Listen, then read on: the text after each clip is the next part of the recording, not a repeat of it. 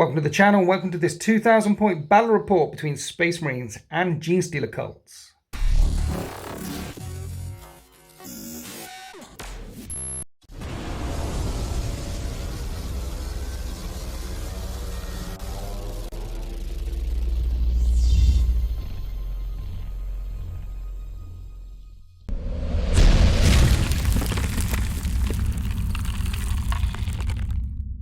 Deep in the Fontana system, on planet Vernox, a Genestealer cult has arisen. The planetary governors, the local PDF, have called out for aid, and my Space Marine chapter, well, the Nephilim of the Space Marine chapter, are in the AO.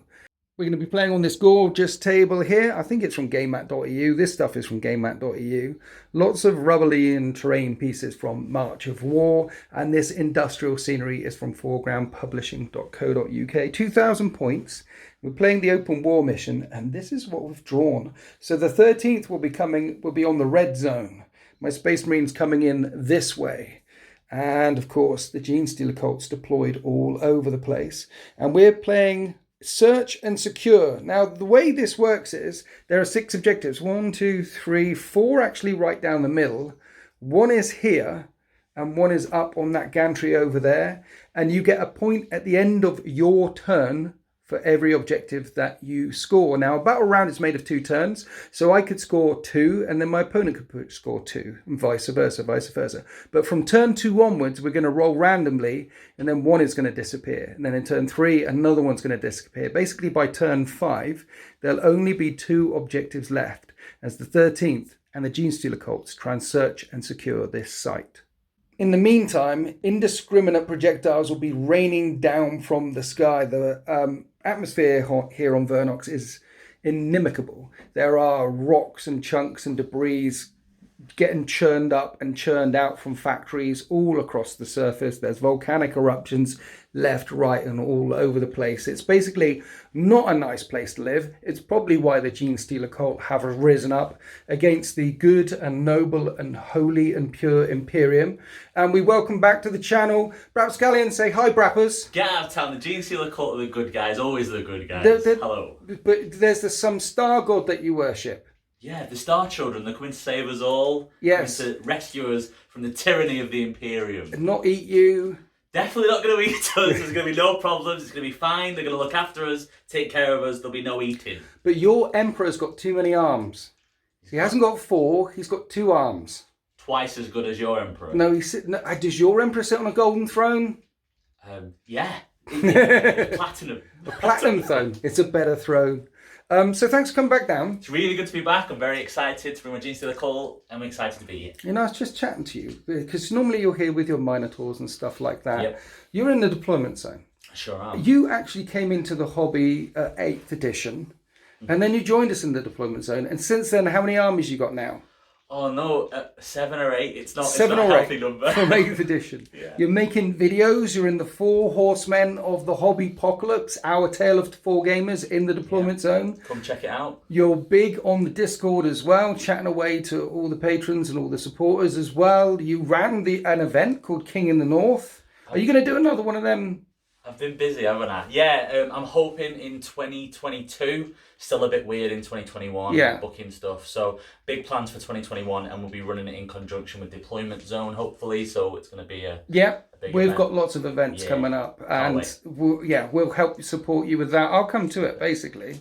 I'm looking forward to going to an event every couple of weeks, all the time, made by the Deployment Zone community for the Deployment Zone. How many came to King of the North last time? I think it was like between 15 and 20. It was only a small event, but it's basically a narrative tournament that I run. So there is like a league table, and you win and you move up brackets and stuff, but it's super friendly. And somebody brought a Khorne Demons army list, purely Khorne Demons. That's how fluffy and narrative and friendly. Khorne Demons. Yeah, he didn't do too good, but he had the best time ever. So hopefully next time will be just as good. We're going to have more people?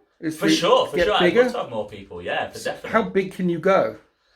How big can we... As many tickets as I can sell, I will accommodate all those people. Where was the last one? It was at the mighty Element Games in Stockport. Okay. The majestic Element They Games. Can fit 120 people in their room. Then let's set our sights at 120 people for the next King in the North. No pressure.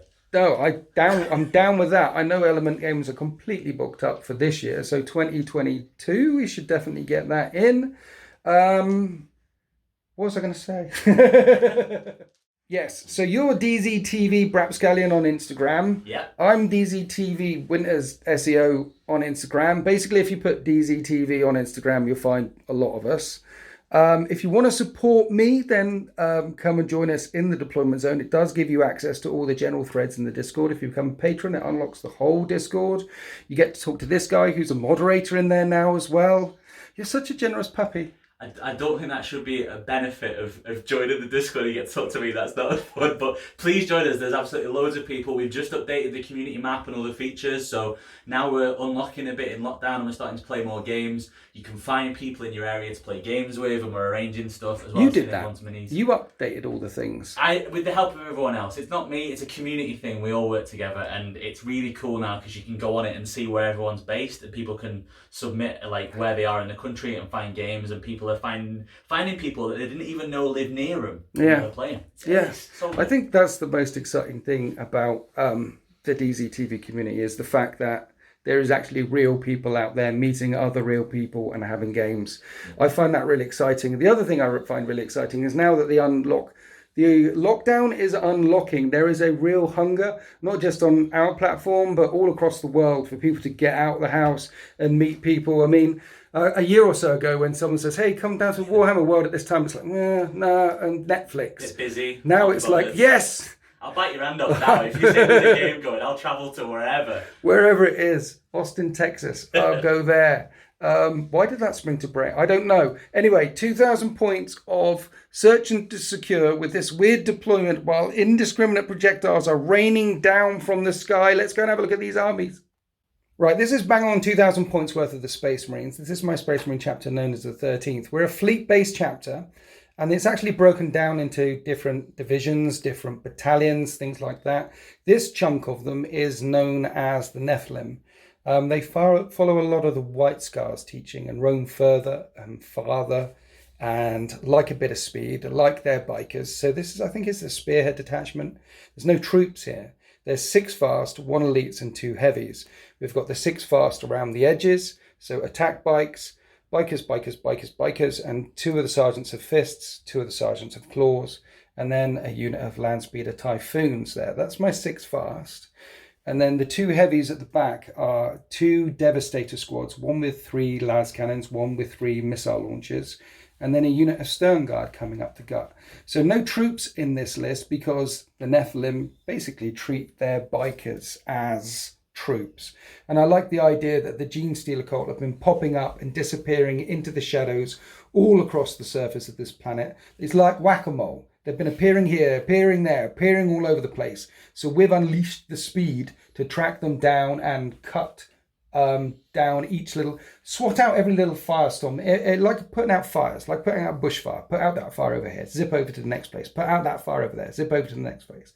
And yeah, so the Nephilim don't bring Terminators with them or chonking heavy support because the ship could be on the other side of the planet by the time they decide to teleport down. So instead we've got Stern Guard coming around in a Rhino with them.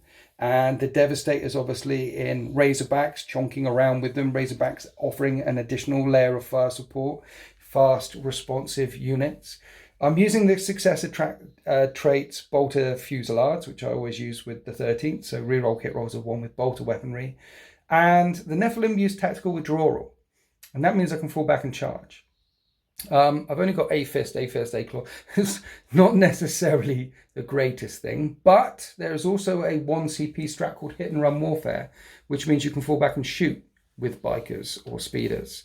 So potentially all these fast units can fall back and charge, and I can spend 1 CP a turn on making them fall back, shoot and charge, which is nice. It represents that fast ability, the born in the saddle ability that the Nephilim have. And the commander of all the Nephilim forces is Captain Gabriel Locke. He's got the Burning Blade, well, a Burning Blade, not the Burning Blade, and a Storm Shield with him, and the Imperial Sword Warlord trait. Burning Blade is +3 strength. Imperial Sword gives you an extra strength on the charge, so that's potentially a strength 8 -5 AP, 2 damage power sword on the charge, which I quite like. Also, Imperial sword gives him reroll charges. Okay, this is 2,000 points worth of Genestealer Cults. Quick close in on these guys, because these are your Sentinels from... Anvil Industries. Look at these. How gorgeous is that?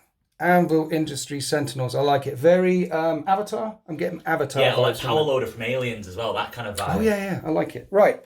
You've only got 6 command points in front of you. What have you done to yourself?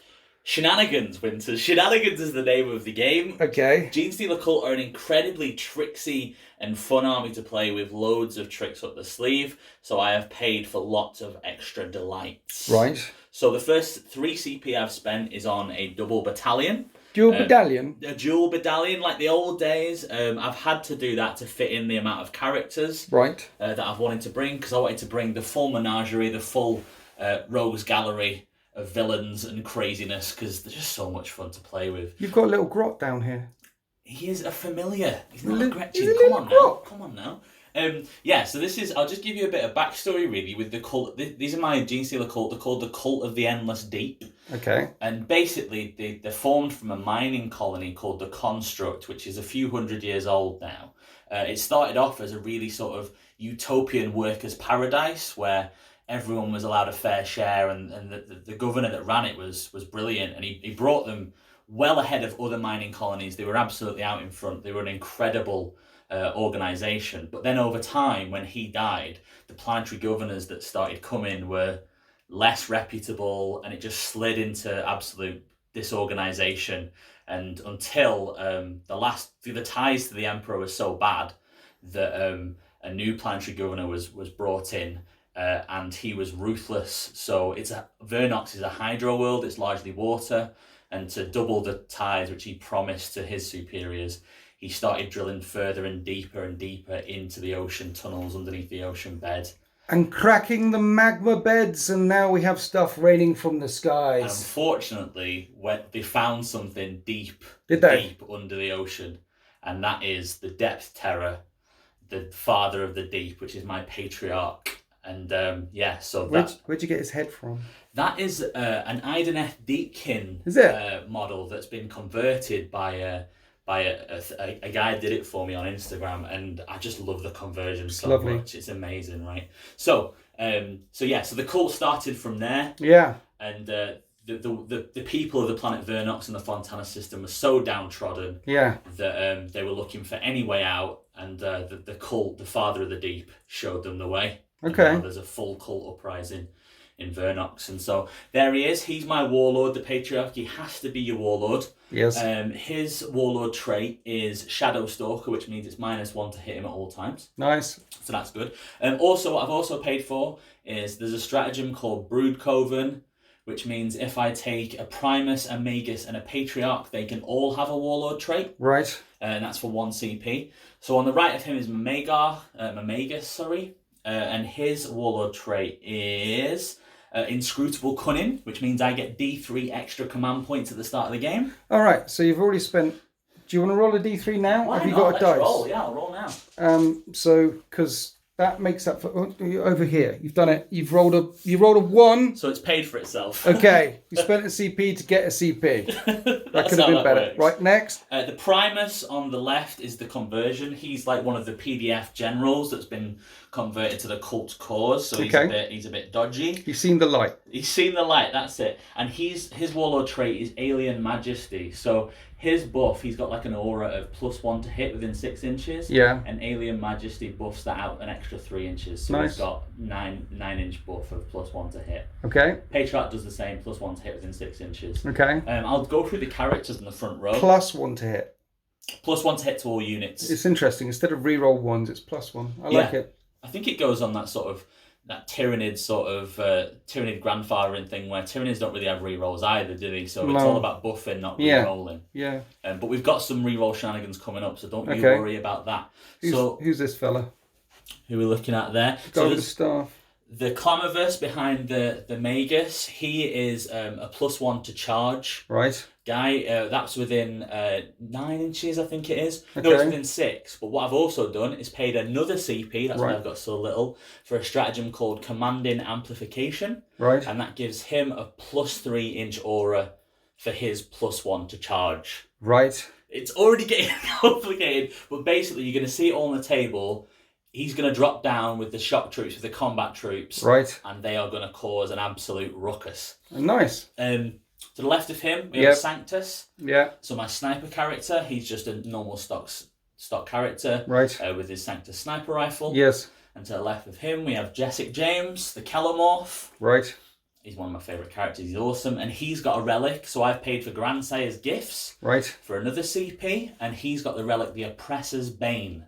So that's one of his pistols becomes a supercharged a Liberator auto stub. So it's like 2 damage and extra strength. And yeah, he's a character killer. He pops up from nowhere as well, doesn't he? Pretty much all my army's going to pop up from nowhere. You'll see. It's amazing. Yeah. So he pops up. Okay, cool. On the right here, we've got the icon of the Cult Ascendant held by the Acolyte Icon Ward. So that's the other relic that I've chosen and paid the extra CP for. That's +1 strength to people within his aura. What's his aura range again? 6 inches. It's all okay, pretty so you much got 6 +1 inches. strength, you got pluses to charge, pluses to hit. It's crazy. It is very Tyranid, isn't it? It's like these overlapping buffs that increase and improve stuff. It's the synergy of it, right? Yeah, and then if you start losing some of the characters, you start losing some of the punch and the output of the cultists. That's the difficult thing. You've got to keep them alive, and you've got to keep everything together and working together in perfect harmony. I didn't bring any snipers though, so you should be fine. That'll be all right then, won't it? Behind him is the Biophagus, which is the Mad Doctor. Mad Doctor. Oh, him. The Mad Doctor with his familiar. Yes. And he's to the left of him is the Abominant. Yes. And behind him is the Aberrants. And Abominant buff Aberrants. Yeah, so the Biophagus, the Abominant, and the Acolyte Icon Ward all buff the Abominant and the Aberrants and get them super strong. They've got 5 upfield no pains that they can re-roll thanks to the Icon Bearer. Yeah. There's more shenanigans there going on. I've played against cults a few times. That I just remember these guys to be nasty with nasty weapons. They're very, very mean. They can cause a lot of damage. They're angry boys. Now, what also can cause damage that people underestimate, which I really, really enjoy, is to the left, to the right of them, is my 3 units of Acolyte Hybrids. Yeah. Now, we've got at the back, there's 12. In the middle, there's 10. And at the front, there's 16. Because they've got rock saws and clippers and nasty things. They've got all kinds of shenanigans. The ones in the middle have got hand flamers. Right. How many hand flamers? There is 10 hand flamers in the unit. What's the range of the hand flamers? It used to be 6 inches. Right. So coming out of Deep Strike, it was a problem. But now it is 12 inches. Is it? So they pop out. 10 of them? 10 of them. 10 of them? 10d6. Not 2? Not 2, 10d6 auto hitted. Only strength 3, mind, but still, they're a problem. Yes. But these guys have all got cult icons, so they've all got the banners in the units, which means they all reroll 1s in the fighting phase. Okay. And we'll get onto the mining weapons when we play the game, because there's a lot going on, but they are very, very nasty. And I'm glad you brought bikes, because they are designed for cracking open armour. Are they? Specifically designed, no. So there's a mix of rock saws, rock grinders, and heavy rock cutters in each unit. All the toys. All the toys. All the toys. And the leaders have got Acolyte, they've got bone swords and lash whips. Okay, so then finally we've got my more shooty infantry. So it's 2 squads of neophyte hybrids, which are just the ground troops really for the cult. There's a grenade launcher and a mining laser in each squad. Nice. And the leaders have got, one of them's got a power maul, the other one's got a power pick. Okay. Behind them, we've got my PDF contingent, the Planetary Defence Force, which we've managed to sway to our side. So these are basically Imperial Guard or Astra Militarum. So there's just a regular guard squad of 10 with a missile launcher in the team. There's a heavy weapons squad of 3 mortars. And then there's armoured sentinels behind them, all with las cannons. And finally, a cult lemon rust for just a bit of firepower. Nice. And that is 2,000 points. So what does your Genestealer cult do? What is their doctrines or... So they belong to the cult of the Four-Armed Emperor. Right. Which basically means when they come up from Deep Strike, they add 1 to their charge rolls. Add 1 to the charge rolls. Or the first turn they come up, they can add 1 to their advance rolls as well if you want. Okay. I'm also, so with Genestealer Cult, you can put up to half your army in Cult Ambush. Yes. They go into Deep Strike. Yes. But I'm also paying an extra CP, so we're taking it down to 5. Right. and I am placing 3 extra units in Deep Strike. Okay. So it'll be the Aberrants, the Acolyte Hybrids, and the Acolyte Hybrids here. Yes. So there's going to be a lot off the board from turn And 1. then there's that weird blip deployment where you just put blips down, and I just see you on the Auspex, but I don't actually know what's on the table, and then you can disappear back into the shadows mid-game and then re-pop out later all. And then there's guys all over the place and PDF and tanks rumbling up, and it's like fighting shadows. And here we are after deployment. The 13th are rolling down the streets into Vernox Prime. Devastators inside the Razorback. Sternguard there, and there is Captain Gabriel Locke. Typhoons on that side with 2 units of bikes, and attack bikes on this side with 2 units of bikes. If I was being really gamey, I would have got out my Devastators up here and had 5 Devastators, 4 with missile launchers up there, so they could look all the way down the battle grid. But narratively speaking, they're just rolling into this place, and we're playing an open war narrative mission, so I didn't want to put them out there.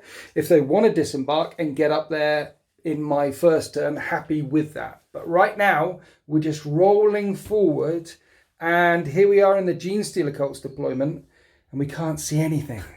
But the Auspex is alive with these blip, blip, blip all over the place. It's the easiest and cheapest army to collect. You just have cardboard tokens. And that's it, done. The way it works is as well, this token could be anything. It could be your Layman Russ or whatever. You can remove the token and stick down a unit there. So you can, if you go first, then you can make the tokens whatever you want them to be. If you go second, then you can make them whatever you want to be. We need to find out whether you're going, what? Mind games. Mind games? Mind games. Mind games. Grab a dice, young brappers. Let's, if you, after you, you are the guest. You roll a 3. I roll a 1. Now, it's open play. In match play, you have to go first. In this, you can choose whether you want to go first or second, because I know Genestealer Cults are kind of, they like the counter punch. Please let me go first. You want to go first? I need it, yeah. Really. Okay. The cultists of the what now? The Cult of the Endless Deep. You shall remember that name by the end of this day. Turn 1. And here we are before turn 1 movement. Like whack-a-mole, the Genestealer Cults keep popping up all over the surface of this planet, and only some of them have popped up. How much have you actually got in reserve? I've got 1,500 points in reserve. Really? It's amazing. Got lots and lots of stuff still in reserve. Remember, you need to, at the end of your turn, you get a point for each objective. So there's one there. You could run across to that one. The other 3 are in my deployment zone, which is quite handy the way that this random thing randomly worked out for us. I like it. So we're about to go into the movement phase, but before we do, indiscriminate projectiles, you roll 3d6 and bits of Vernox's planet. If you rolled any 6s, would rain down and hit my stuff. The way it works is on a 6, it'll do d3 mortal wounds. You can only pick a unit once, and characters can only suffer 1 mortal wound. So we dodge the rocks. Now we'll go on to the cultists' movement phase. Okay. What? So deployment is super important for Genestealer Cults. As I said, they've got loads of shenanigans. It's like they've broken the game. I said I've got 1,500 points off the board. I've probably got more than that because I used a stratagem called They Came From Below. Right. Remove 3 units. They're very expensive units. What I can also do is I can come out of Cult Ambush, so it's Deep Strike, but it's called Cult Ambush. I can do that in the first turn as well. Nice. So strap in, there's going to be some shenanigans right from the start. And so here we are after the Genestealer Cults movement phase. Relatively straightforward down here. They've run onto that objective. We're saying just below the objective scores it. So currently the cultists are on 3 objectives. Grinding advance on this tank so it can fire twice with the main battle cannon. Basically the cultists down here advance towards the threat, which is the Space Marines. And then the perfect ambush has been launched. What the hell am I looking at, Brappers?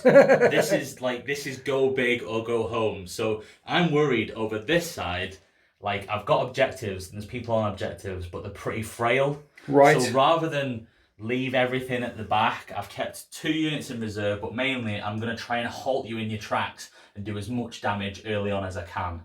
And then go big or go home on the battle grid. You mean to do lots of first turn charges, I take it? That's my plan. So basically the way it works is the Clamoverse in the middle, he buffs things to give him +1 to charge. Yes. So I need to make that 9-inch charge, but it becomes an 8-inch charge because he's in range of these and all these. Yes. And plus, because we're Cult of the Four-Armed Emperor, we get another +1 to charge. So thanks to him and my 7-inch creeds, 7-inch charges. Nasty. Yeah. You got the pistol guy up here.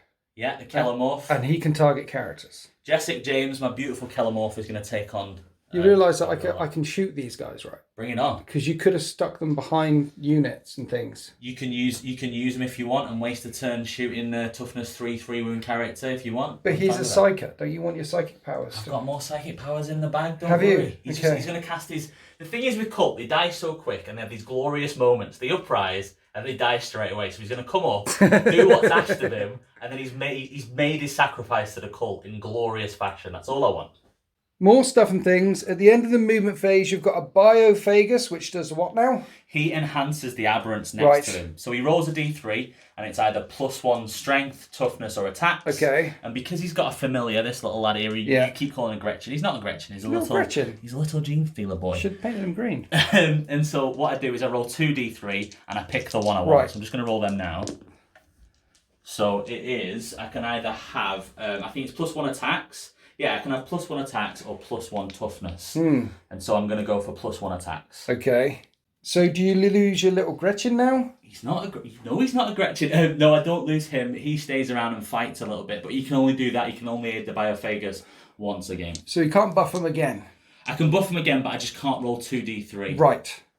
Do you buff them again? Is that a thing that you do at the end of every movement phase, or is it a thing you choose to do, must do? What is this? But there's something else that I need to roll as well. The problem is when the familiar does this, right? I have to roll for all the units in all the models in the unit. Okay. And on a 1, the models die. What? Really? They're pumped full of so much. Have you got a reroll on this? Nope.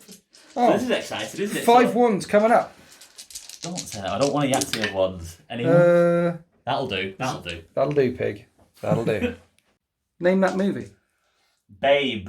Yeah. I'm not a pig. I'm a very good boy. Wasn't calling you a pig. I mean, these guys down here, they're like... They look quite swine-like, don't they? There's all sorts of things going on with their DNA. Yeah. They definitely need like a COVID jab or something.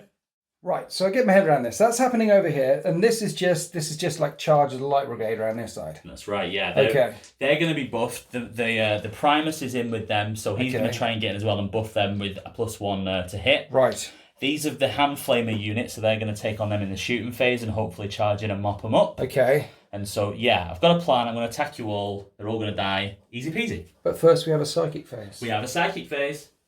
So your Magus is called... Anzel Zar. And he's casting what now? He's casting Undermine. Right. Which basically I'm going to cast it on this Razorback. Okay. It's a psychic charge of 8. Good and luck. If I get it right, it halves the movement. Oh. Halves the movement of Razorback. That'll do. Okay. Any more? That's it. My Patriarch is the other Psyche and he's off the table. So yeah, straight on the shooting phase. Right, going on to the shooting phase. All the Hand Flamers from this squad. Picking on this squad. 10d6 auto hits. Good luck. Oh my god. You're right there. Hang on. Drop dice don't count. Don't film this bit. We're for action. Oh no. Right, hold. 38 hits. Strength 3, toughness 5, winning on 5s. Still didn't manage it. Hang on, one more. 11 3-up saves. 3 wounds each. You wipe out one of them. So a biker dies. Now we have a Sanctus, a sniper. Can't quite see lock. So he's sniping down here, this unit? Yeah, that's right, yeah. Okay, he's on 2 though. He's a good shot. That's a hit. Just about. Strength? Strength 4, so he's a 5. Okay. Oof, unlucky. But on a 6, it does mortal wounds in addition. Yeah. After the Sanctus, onto the Sentinels with their las cannons. You want to fire at one of these vehicles. Which vehicle are we firing at? The Razorback's halved its movement, yes. So we're going to try and get rid of this one here. Forced to hit. 2 hits. Bam, bam. 3's to wound. 2 wounds. I need 6s. I failed both. 2d6 damage, 10 to get through. And that is 5 command point. Yeah, I'll spend 1 command point. We'll see if we can do some damage to it. Okay. What is that? Same again, it's 5. 5. Total. It's half dead. 5 wounds remaining.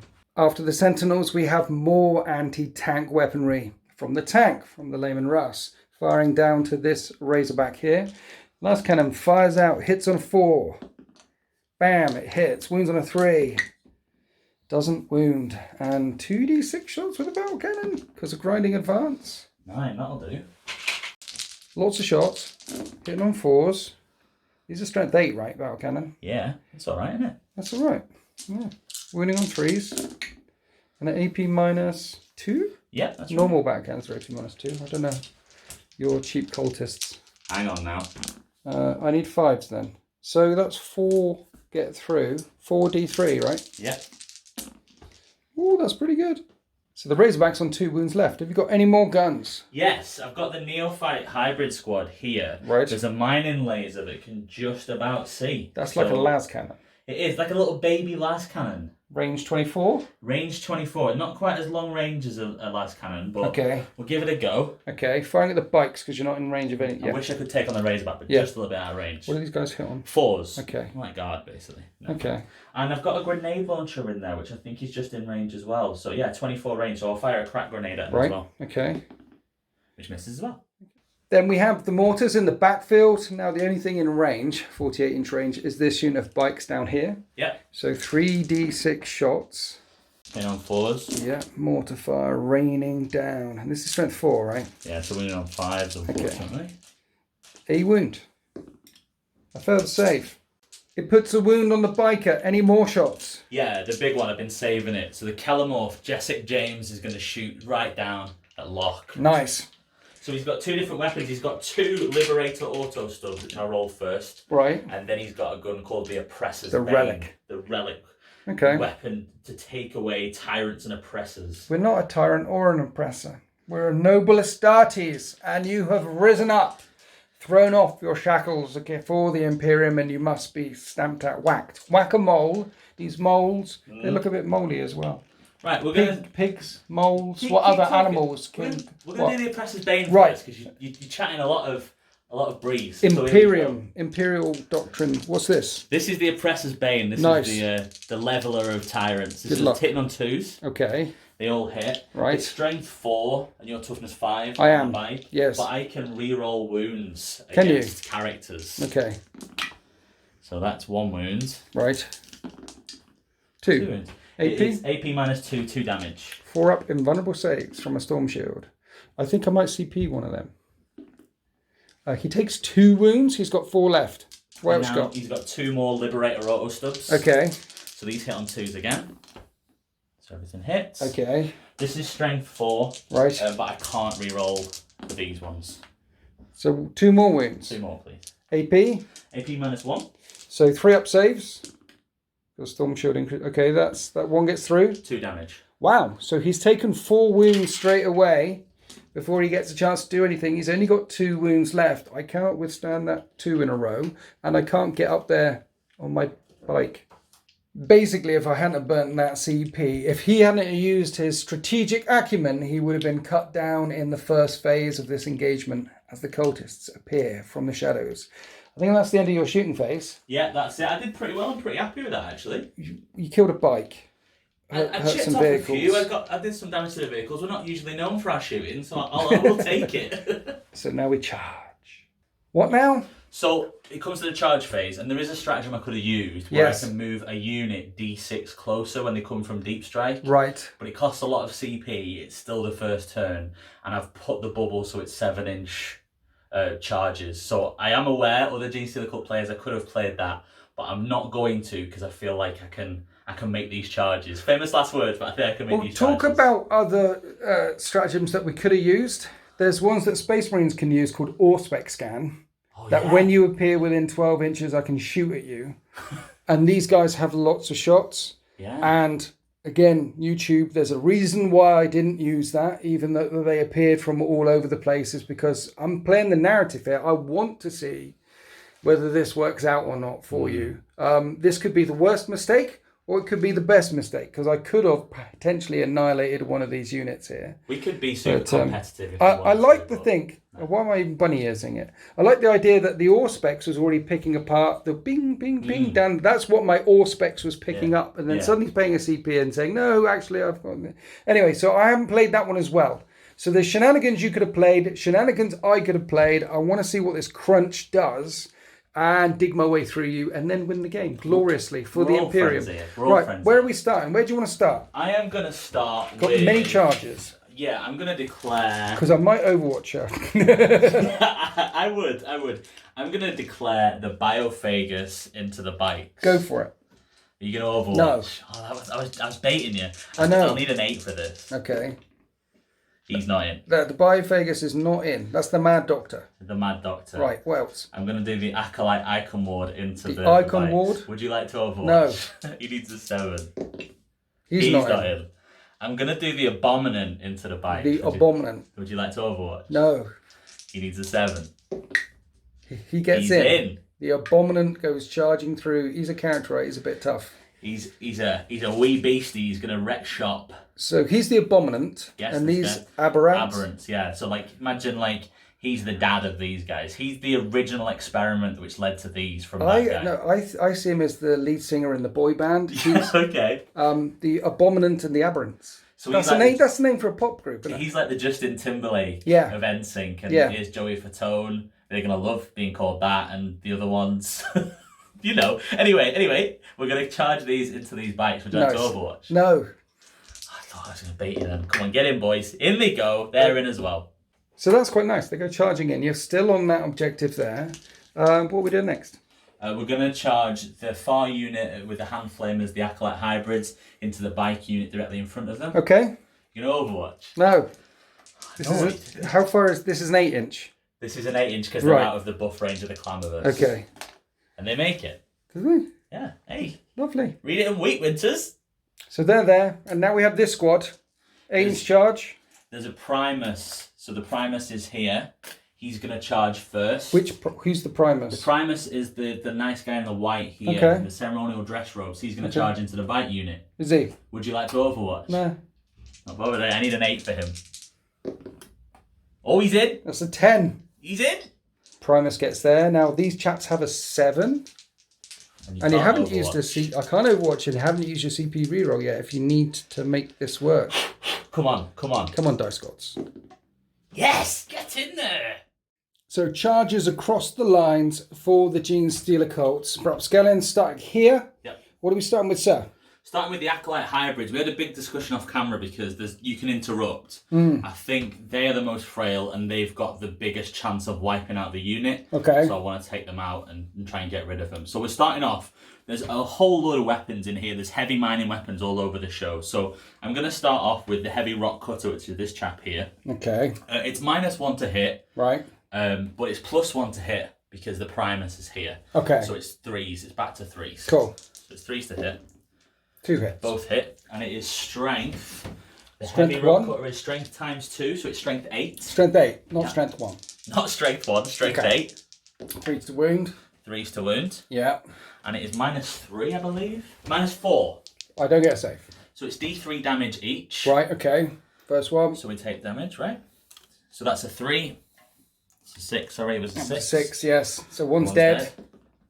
The other one's dead. That's 2. Killed 2. Anything else from the snippy thing? I don't want to complain about good stuff happening, but that's really annoying because with the special rule for the rock cutter, right, after it does the damage on the model, you roll a d6, and if you manage to beat the remaining number of wounds on the model, the model's instantly slain. So like if it's got 1 wound left and you beat a 1. Yeah. Then you instantly slay it. So if it would do that to demons and everything. Yeah, and like if I caused 1 wound on them and did unlucky with the D3 roll, then I only need to roll a 2 up and they die. Oh, it's a shame you killed the Muttley then, isn't it? I can't complain, can I? But I'm gonna. Where else are we going? Right, we're next gonna do. There's a couple of guys with these drilly things. Yeah, we're next gonna do the heavy rock drill. We'll do the rock drill next, which is that one there. This chap, that chap there. It looks like a nice milkshake maker or something. Sorry. It's a blender. A blender. It's a spicy blender. Okay.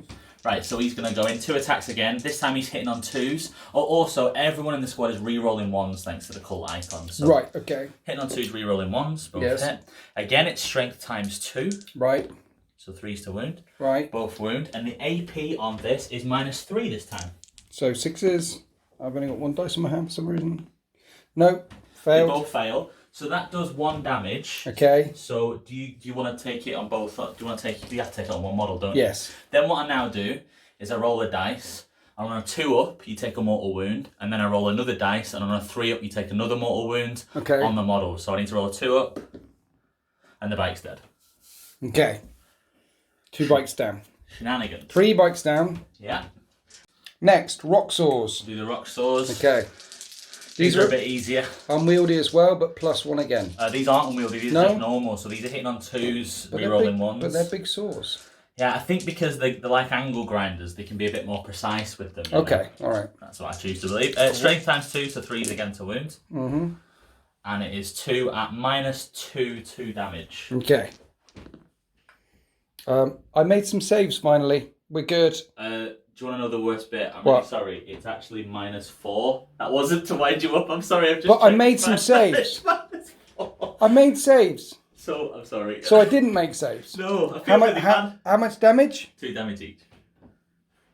Okay, I didn't. Right. And then the rest, any more specialist stuff in there?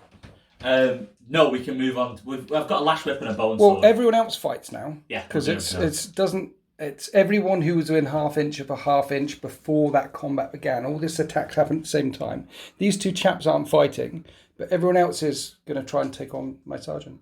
So we've got 18 more attacks with rending claws hitting on 2s. And re-rolling those 1s. And there's a lot of 1s. Look at that. Good job re-rolling them.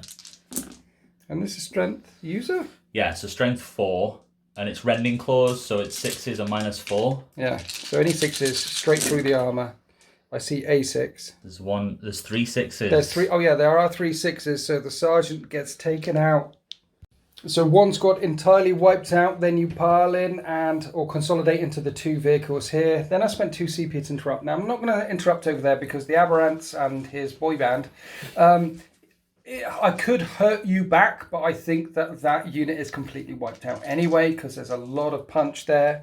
So instead, I'm going to punch over here against this unit with all the hand flamers. So the sergeant strikes with his lightning claws. He hits every time. I'm strength 4, your toughness 3. So a wound on 3s, re-rolling everything, and that's AP -2, 1 damage. They've got a 5 up save. Have they? Remove the models. Then the remaining attacks hit on 3s. Everything hits. Wounds on 3s, and that is 4 5 up saves, and that's 4 more wiped out. Actually, that was quite successful, wiping out quite a chunk of boys there, leaving only 3 left. So we're going to fight back here. We've got the banner bearer going first. The banner bearer and the last remaining acolyte, so they're hitting with their rending claws, hitting on 3s, re-rolling 1s. Okay, there's the 1. Yeah. And this will wound on 5s. But 6s are AP horrible because it's rending claws. So that's 1 at -1, Yeah. which I make, and then 1 at -4, which takes a wound off. Yeah. Any more attacks? Yeah, the last, he's got a bone sword. Bone sword. Bone sword, it's the acolyte leader. Okay. He's hitting on 3s, re-rolling 1s. Nice. And a bone sword strength user, I Strength believe. user, but -2. It Yeah. gives you an extra attack if you have a bone sword, basically. Yeah, -2. If it's the same as Genestealers, as Doesn't give us an Tyranids. extra attack, it's only lash whip and bone sword that does that, and he's only got a bone No, sword. no. Bone swords allow you get an extra attack with bone swords. Tyranids, I know at least. A lash whip and bone swords means that you can fight even if you get When killed. you die, yeah. Yeah. Okay. Yeah. So one of them takes 2 wounds. What now? It seems like we don't get all the glorious rolls that our Star Children parents get. It's only 1 damage with a bone sword, Yeah. and you don't get an extra attack. So I Okay. did roll right. He's got 3 attacks base. Okay. So But I did take 2 wounds because of 1 from the bone sword and 1 from the other attack. yeah. So one of them's on 1 then. Yeah. That'll do. Right. Okay. Now we're going to go across to the Chonky Boys. Yeah. Chonky Boys and the boy band crew. Here we go. Come on, Mr. Timberlake, hit me.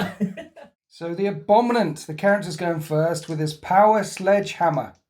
Hitting on 4s? Yeah. Does he not get any buffs to his hits or anything? So he's got a rule called the Chosen One. Right. And if he rolls a 6 to hit, it's +1 to hit. Sorry, it's an extra hit. So Okay. it explodes on 6. Okay.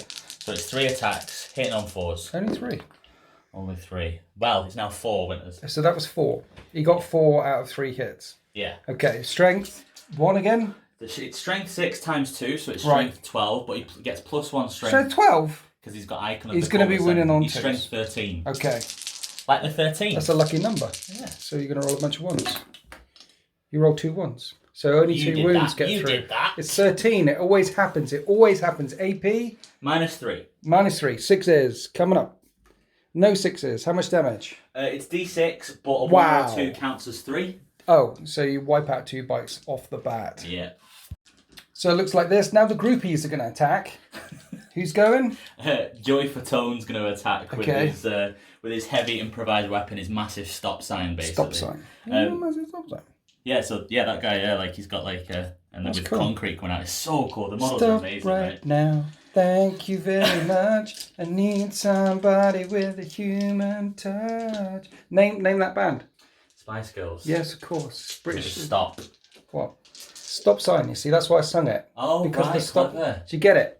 Do you take requests? Yeah. Please stop. Okay. Right, let's go. Heavy improvised weapon, hitting on 3s again because of the abominant. Right. He's exploding on 6s. Nice. And the heavy improvised weapon makes you roll 2, so he's got 6 attacks instead of his usual 3. Okay. They miss, but that's 2 exploding, so again it's 6 attacks. Lots of explosions. Lots of exploding. Strength 10 this time, but strength 11 again because of the icon of the cult ascendant, so right. moving on 2s again. And this is -1, 2 damage. -1, 2 damage. So a bunch of 4-ups coming up. There we go. So that's 2 damage. So that's 4 damage. So kill another biker. Yeah. Okay, what else you got? So we have got in the unit, we've got... Hit me, baby, one more time. This I swear, right? Name that band. That is Britney Spears. Yeah. Single soloist. As anyone playing Winters, they need to know he plays What? mind games. He sings, when he's off camera, he's singing all the time. It's pure mind games from start to finish. Is there no music in your soul? It's to put me off. I need to concentrate because I need to roll for the heavy power hammer. Right. It's the thing is, you picked an army with all the rules. Yeah. Do you want some more rules with your rules? If you want some more rules with your rules, then collect Genestealer Cults. When it was Minotaurs, it was easy. I could make loads of mistakes and they'd deal with it. But now I have to concentrate. And all I keep getting is Spice Girls and NSYNC being sang at me. Right. I haven't sung any in NSYNC yet, but I do take requests. I don't like that yet. Right. Okay. Hitting on 4s. Right. 6s explode. Okay. Can Like you that. stop exploding in my room? Right. It is strength 11 again, so wounded on 2s. Yes. Like that. Okay. And it is -3, 3 damage each. I make 2 6s, so One's dead. he's dead. The sergeant's left. What else you got? Power picks. So we've got 3 power picks attacks. Okay. So that is 6 total. Sounds painful. These are hitting on 3s this time. Okay. Do you reroll 1s? Was there a 1 thing? Oh, that's really bad. That no, because I don't have a banner for these guys. It's a 2 hits only. 2 hits only. Okay. And it's strength user, so strength 5, but strength 6 because of the banner. So 3's to wound. Yeah. 1 wound. 1 goes through, and AP. that is -2 D3 damage. -2. I need a 5. I fail the 5. It's a 6. It would have been a glorious moment if my sergeant had hung in there and managed to get 1 punch back again. No. I mean, I knew they could get through a squad, but I didn't know it would be that close. Mind you, I did make a couple of 6s. I also had Rending Claws and the Hypermorph's tail still to go. So there was more. There was still more. There was more. Would you like to consolidate 3 inches? Yeah, I will do actually. So consolidate forward here. We're contesting that objective. No one's scoring this one. That's the end of the fight phase. I did bang back with the rhinos over here and razorbacks, but no damage caused. They're vehicles. You have a morale test over here with these boys. I'm gonna spend 2 CP. Really? And I'm gonna auto pass it. And I'll tell you for why. Why? Because they are blocking off the attack bikes and the bikes. If they run. Well, I can go around there. Yeah, but I'm halting your movement loads. Do you know what? Actually, I'm going to roll for it because I only need 1 to stay there and it'll tie him up. And Okay. I'll stop him moving. Okay. But here comes the 1. Okay. You ready? Yes. It's not a 1. So now 2 more dice and 1s and 2s. The last 2 flee. No. So only 1 runs away in the end. This guy with a sword, you don't want the sword, do you? I want the How about the guy with a banner? No. Take the banner away. Stop it now. So you want to leave the sword and the banner. Yeah, I want the good boys. But what about Kevin, the guy that you took away? He could have been promoted.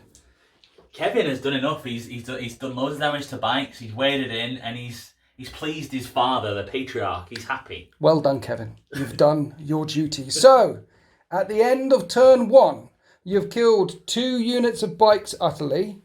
You've got Locke all the way down to 2 wounds left. That Razorback all the way down to 2 wounds left. And at the end of your turn, you're on 4 objectives. 1, 2, 3, 4. For 4 points to 0. And there's Genestealer Cults all in my lines before I even leave my deployment zone. As it comes to Space Marines, turn 1. Right, the start of Space Marines turn 1, indiscriminate projectiles. I don't get any 6s, so no rocks fall upon the Genestealer Cults. Here we are after the 13th movement phase. There's a whole lot of trouble in my back lines, but I mean to clear it all away at the end of this turn, hopefully. I'm only on, or should be on, 2 objectives, which will make it 4 points to 2. And then you'll have the lion's share of objectives and I'll have to start bringing the fight to you. That is, if I manage to clear away all these bodies down here. This is scary. So the unit that was engaged in close combat has fallen back. And I can still charge with tactical withdrawal, but I spent the CP on hit and run warfare because they can shoot through at the unit underneath that objective there. That's the plan, and the attack bikes can use their firepower to start mopping up some of these units as well. Razorback number 1. The Las Cannon team got out of that before the Razorback moved, and the Missile Launcher team got out of that Razorback before that one moved. And then the Stern Guard disembarked and came all the way across to that objective there. With their special issue bolt guns, it's rapid fire 15-inch range. And you have a 5-up save on these guys. That is a horrible looking firing line. It looks amazing, really impressive, but I am a bit average to last a long time, but I don't think it'll last very long. Well, it's AP -2, so you have a 5-up save, so I'm cutting straight through that. Yeah. But you are toughness 5 and I am strength 4, and you have a 5-up feel no pain. Is it 2 damage on a special issue? No, it's only 1 damage. You reduce all damage by 1, right? Yeah, we do, yeah. So stuff like Death Guard or units that reduce all damage by 1, the way to do it is weight of firepower rather than... But having said that, I have put the land speeder Typhoons around there to throw firepower in if I need to, and that Razorback had to advance to get onto that objective. It could only move 2 or 3, because 3 I think it was, because it is so reduced. And the Typhoons around here, to try and keep out of line of sight of the tank, that Lehman Russ has got some nice fire arcs. The second unit of bikes is zipping around this way to deal with the characters. So the idea is, lots and lots of guns, hopefully clearing my lines. Let's shoot. Let's do this. This is going to work. This is going to work. This is going to work. This is going to work. Right, let's start on the right flank. The unit that hit and run out is going to fire all of its twin bolt guns at that unit below the gantries. I'm hitting on 4s because I'm firing through dense cover, but re-rolling 1s with the bolter fusillade. Here we are after the re-rolls, and it's 3s to wound, and it's AP dash right now. So that's only 5 wounds. 5-up saves. I made 3. Next up, this squad. I'm going to fire all the all of them? Yeah, let's make sure he... What's his save? Any minuses to hit this gunslinger guy? It's a 5+. Is it just 5 pluses? That's no it, yeah. minuses to hit, anything like that? Nothing like that. Okay, so let's fire 2 multi-melters from the attack bike at him. So that's 4 shots. And 1, so 2 shots at that guy. So there. Then 8 bolt gun shots at these guys, 4 bolt gun shots at those guys. That makes sense. Yeah. Split and fire all over the place because they're 4 shots each. So let's do the 8 shots into this unit of 2 guys. Rerolling 1s. Wounding on 3s. That's really bad. 3 saves. One of them lives. Okay. Then 4 into that squad there.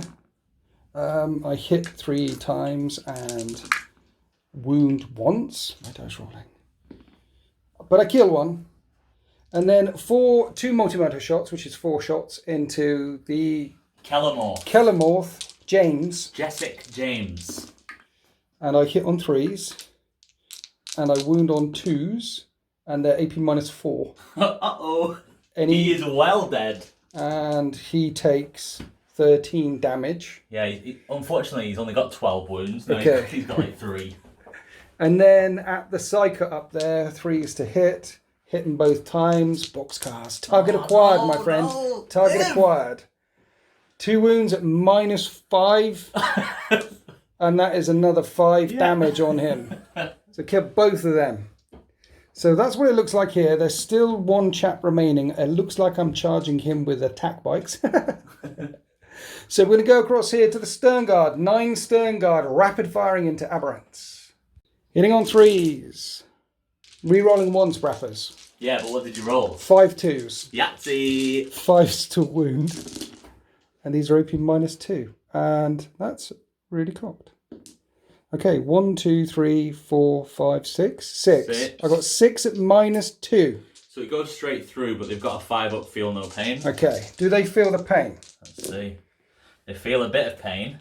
How many wounds each? I've got 2 wounds each, so that's 1 dead and 1 down to 1 wound. Oh dear. Right, that could have been better. So Locke is down here. He's going to fire his twin bolt gun in. And he hits on 2s, so everything hits. He will wound on 5s. 1 more wound, 5 up and 5 up on the guy on 1 wound. If you could die, that'd be lovely. That's a 1, so it goes through. Yep. And he's dead. Right, so we'll get back to Justin Timberlake and his boy band fellows. Instead, we're going to unload some death into these guys.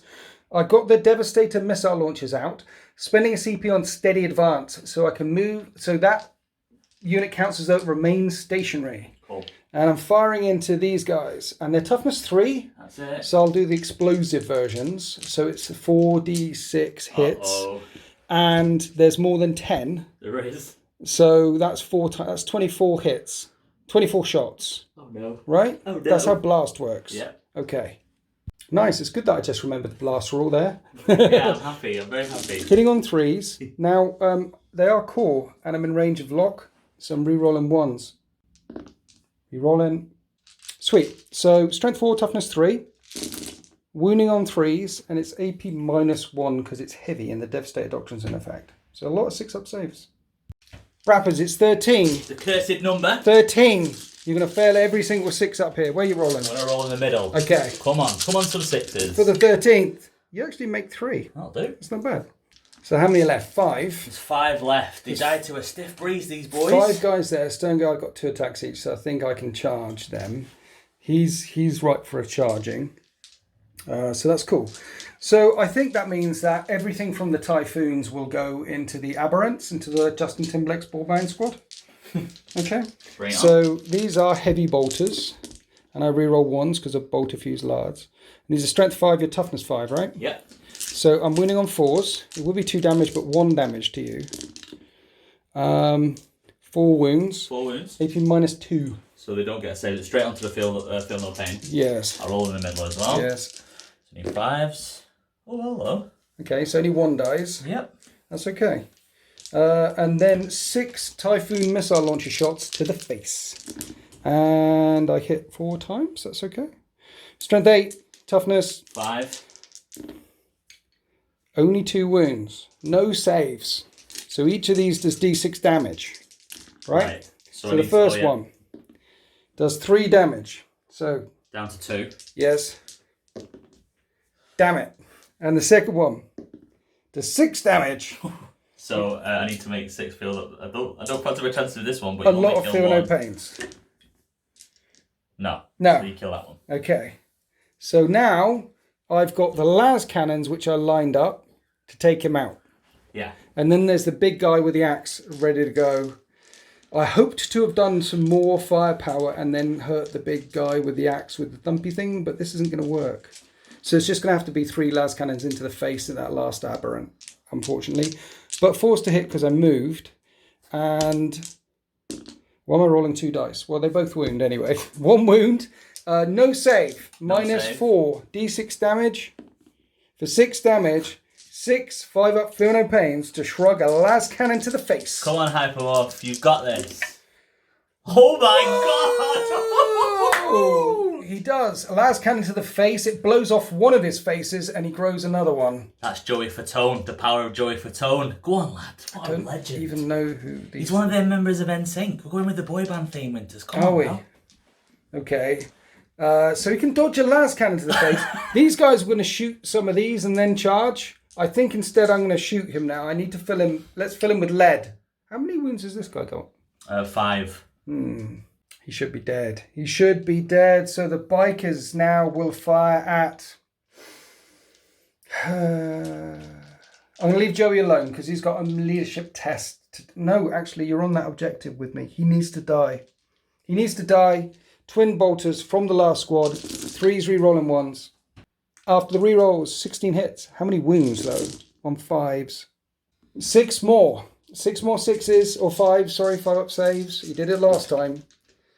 I don't think he's going to be this lucky this time. And then 4 more 5-up. Feel no pains. Does he feel the pain?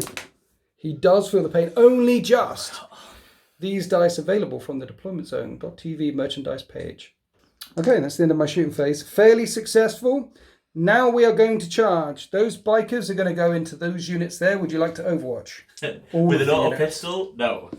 Okay, they make it in. My stern guard are going to charge this unit here. Would you like to overwatch? No. They definitely make it in. The Devastators are going to charge this chap. Primus. They make it in. And then the attack bike is going this way. Overwatch? No. Successful charges across the line. And so here we are after the charges. You've still got all the nasty weapons in this squad of acolytes down here. So I'm going to start here. My stern guard sergeant has 3 attacks, +1 for his chainsword, +1 for the charge. So he is hitting on 3s. He hit 3 times. And he's wounding on 3s. And they're AP -1. 2 at AP -1 down here. Okay, so 6s. Yes. 1 survives. Okay. Then 8 more remaining stern guard, 3 attacks each on the charge. Hitting on 3s. Strength Space Marine. Toughness Owl, Xenos, Cultists, wounding on 3s. 12 5-up saves. No. Not good enough. They get wiped out. So Brappers is not paying to interrupt anywhere. Doesn't think he can do much damage back again. So we'll start here with the attack bikes on this last little acolyte here. Hitting on 3s and wounding on 3s. He only has 2 wounds. 2 5-up saves. Can he live? He cannot. He cannot live. So that one goes. Devastators only have 1 attack each. This could have been a mistake here, but the sergeant has got a chainsaw, so 2 attacks. Yeah, which hit on 3s and wound on. I assume he's just toughness 3. He is indeed. Okay, so that's 3 wounds at -1 on him. So he's got a 5-up save. It makes 2 of them. Okay. So he's down to 4 wounds. He starts off with 5. Yeah, he's a tough guy. What a lad. Absolute lad. So I might be locked up there with my Devastators, which is not necessarily the thing, not necessarily where you want Devastators to be. And he has 4 more wounds to save, 4 more 5-up saves. So 1 5-up to keep him alive. Yes. Come on, big boy. There's a 5-up. How many did you get? I got 2 5-ups, so he's on 2 wounds left. Okay. Right, from there, we come across to here. You know when I said, can you place my models for me while I was moving everything over there? Yeah. I wanted more in range of that objective. Can I? We'll allow it. We'll allow it. Well, you put them there. Tactical genius at work. So that there's 5 models in range of that. That's good. Right. I don't know about tactical genius, but there's an objective. Just basic knowledge. What we're going to do then is, because I know you've got multi-wounds as well, is these guys will attack him. Everyone's within ½ inch of heart, and then he'll attack that guy. Okay? So the one guy on the guy with a banner hits twice. Wounds once. No AP. 5-up save. He takes a wound. And then the other chaps on the guy without the banner, the doctor, hits 3 times and only wounds once. Okay, so another 5-up save. I will take this on the familiar if he dies. Which he does. The familiar poor little lad's gone. And then the claws from the sergeant hit 3 times and only wound once. No save there. It's AP -2. So he's on. He's got 3 wounds. So he's on 2 wounds left. Okay, so I went wheeling in there and killed the Gretchen. That's it. He's not a Gretchen. He's not a Gretchen. And that is the end of my turn 2. What's their leadership? They took a couple of casualties over there, but apart from that, 7. do they? So they could run on if you roll a 6. Yeah.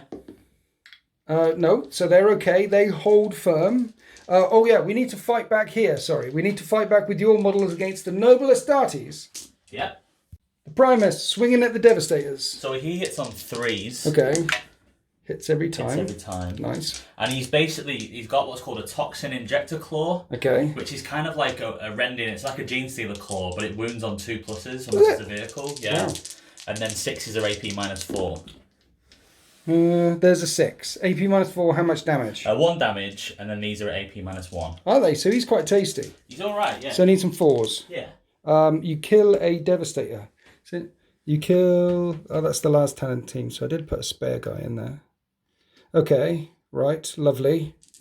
What else we got? We've got the Acolyte Icon Ward. He's basically just an Acolyte hybrid. Hitting me with his banner. Like, he's whacking you with his massive banner, just conking you on the head with it. But he uses Rending Claws. So what we're going to do is we're going to do 4 attacks with Rending Claws, hit on 3s. And then... 5 to wound? 5 to wound, 6s are on my AP -4. 2 wounds at -1. One of the bikes takes a wound. He's got a Cultist Knife as well, which is just AP dash, but it's like an extra attack. Hits on 3s, doesn't wound. Right. And then the Biophagus. Mad Doctor. The Mad Doctor. It's quite a good weapon, this, actually. It's surprisingly good. He's got 3 attacks. Yes. It's +1 strength. Yes. It always wounds on a 2+, and it does D3 damage. Okay. He's not bad. 3 attacks.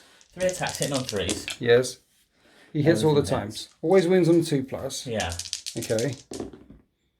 So he wounds twice. It's AP dash, though. AP dash. So make the saves. Yeah. And so finally we've reached the end of turn 1. The Cult of the Endless Deep have arisen and sprung the perfect ambush upon the 13th as they rolled into this battle grid.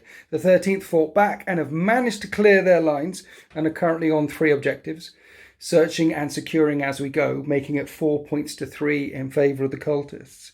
But it wasn't a perfect clearance. We still have this character down here, the Aberrant. The Abominant. The Abominant, and he is a boss.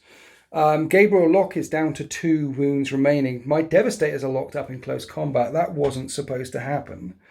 And the Icon Ward, along with the Mad Doctor, is cackling and yelling at these bikers over here. So there's still a potential chance for the Genestealer Cults to do damage to my lines. Remember, the Patriarch and another unit of mad screaming dudes can burst up from underground at any point as well. And it's a long way to go back to get these objectives here. However, at the start of turn 2, one of these objectives is going to disappear. Uh-oh. Would you like to roll a dice? I shall roll. We'll see which one of these disappears. Right, I'll just roll here. Yes. It's going to be number 2. Number 2. It's this one. I'm looking at it. It's the one in my deployment zone. So that one has been searched and secured by both the Abominants and my speeders. Easy for you to say. 4 points to 3 as we go on to cultists. Turn 2. Okay, first up, indiscriminate projectiles. You need a 6. And there's a 6. Pick a unit, do D3. Picking this unit down here, D3 on the biker unit. And that is 2 wounds. It does kill one of the bikes. Heavy industrial wreckage there, just raining down from the sky, from the atmosphere of this tortured planet. Here we are after the movement phase. Still on the 3 objectives back here, though this unit is getting a bit brave and making its way forward towards the 13th's lines. The other unit over here that took casualties in the shooting phase last term has clambered up onto that terrain up there, onto the industrial scaffolding. The bikers won't be able to get up there. I could score it by being directly below it, and I can shoot them, but I can't climb up there. Then back down here, we have these chaps breaking out of combat all around. This, what's his name again? He's an Abominant. Abominant is going straight for the speeders. Probably tag the Razorback at the same time as well. That would make perfect sense to me. Then the Primus popped out from Cult Ambush. And then you put these guys down. And you're spending 3 CP on a perfect ambush. So in the movement phase, as soon as they appear, you roll a d6. They can either shoot with a perfect ambush, or they can move d6 further forward. Yes, and also it was the Patriarch that popped out. Primus is just there. I know it's very confusing. Everyone's got names. There's so many names. But yeah, these can move d6. Okay. Very expensive stratagem, but I can do it. It can give me flexibility. And then move 4 inches forward. And then at the end of the movement phase, because the Auspex is now quiet back down there, I'm going to spend 2 CP on Auspex Scan. So these guys come running forward, thinking that they've achieved the perfect ambush, but now 18 special bolt gun rounds go thumping into them, hitting on 3s, rerolling 1s. Rerolls. We're wounding on 3s, and it's AP -3 because the tactical doctrine is now in effect. 11? How many were in that squad? I think 12. So little Timmy has stood there with a rock saw wondering where his mates have gone and why he's covered in red ichor all of a sudden. You knew it was coming, right? It's horrible. Like, Auspex scan is such a good stratagem against the Genestealer Cult. I knew it was coming, but unfortunately I just had to play it. And you had to play it. You've got your Primus there ready to do his thing anyway. Now we're going to go on. Oh, you haven't got a psychic phase because I've one-tapped him. I do have a psychic phase. Yeah, what do you mean? Patriarch. Oh, yes, of course. He's got skills. Yes. Smiting or what now? He's gonna... Let me have a think, actually, because I've got an idea. Mental Onslaught. Your Patriarch can see Locke through all of this. So to get this power off, you need to roll 6. He's going to take over his brain. Okay. On a 7, that's he a does. pass. Right, now what do we do? Now, I roll a d6. Yes. And I add my leadership. Yeah. And you do the same. Yeah. And if I beat you, yeah. you take a mortal wound. What's your leadership? And we roll again. My leadership is 10. Oh, mine's 9. Let's roll. Okay. Oh, God's sake. You rolled a 1. I've seen better.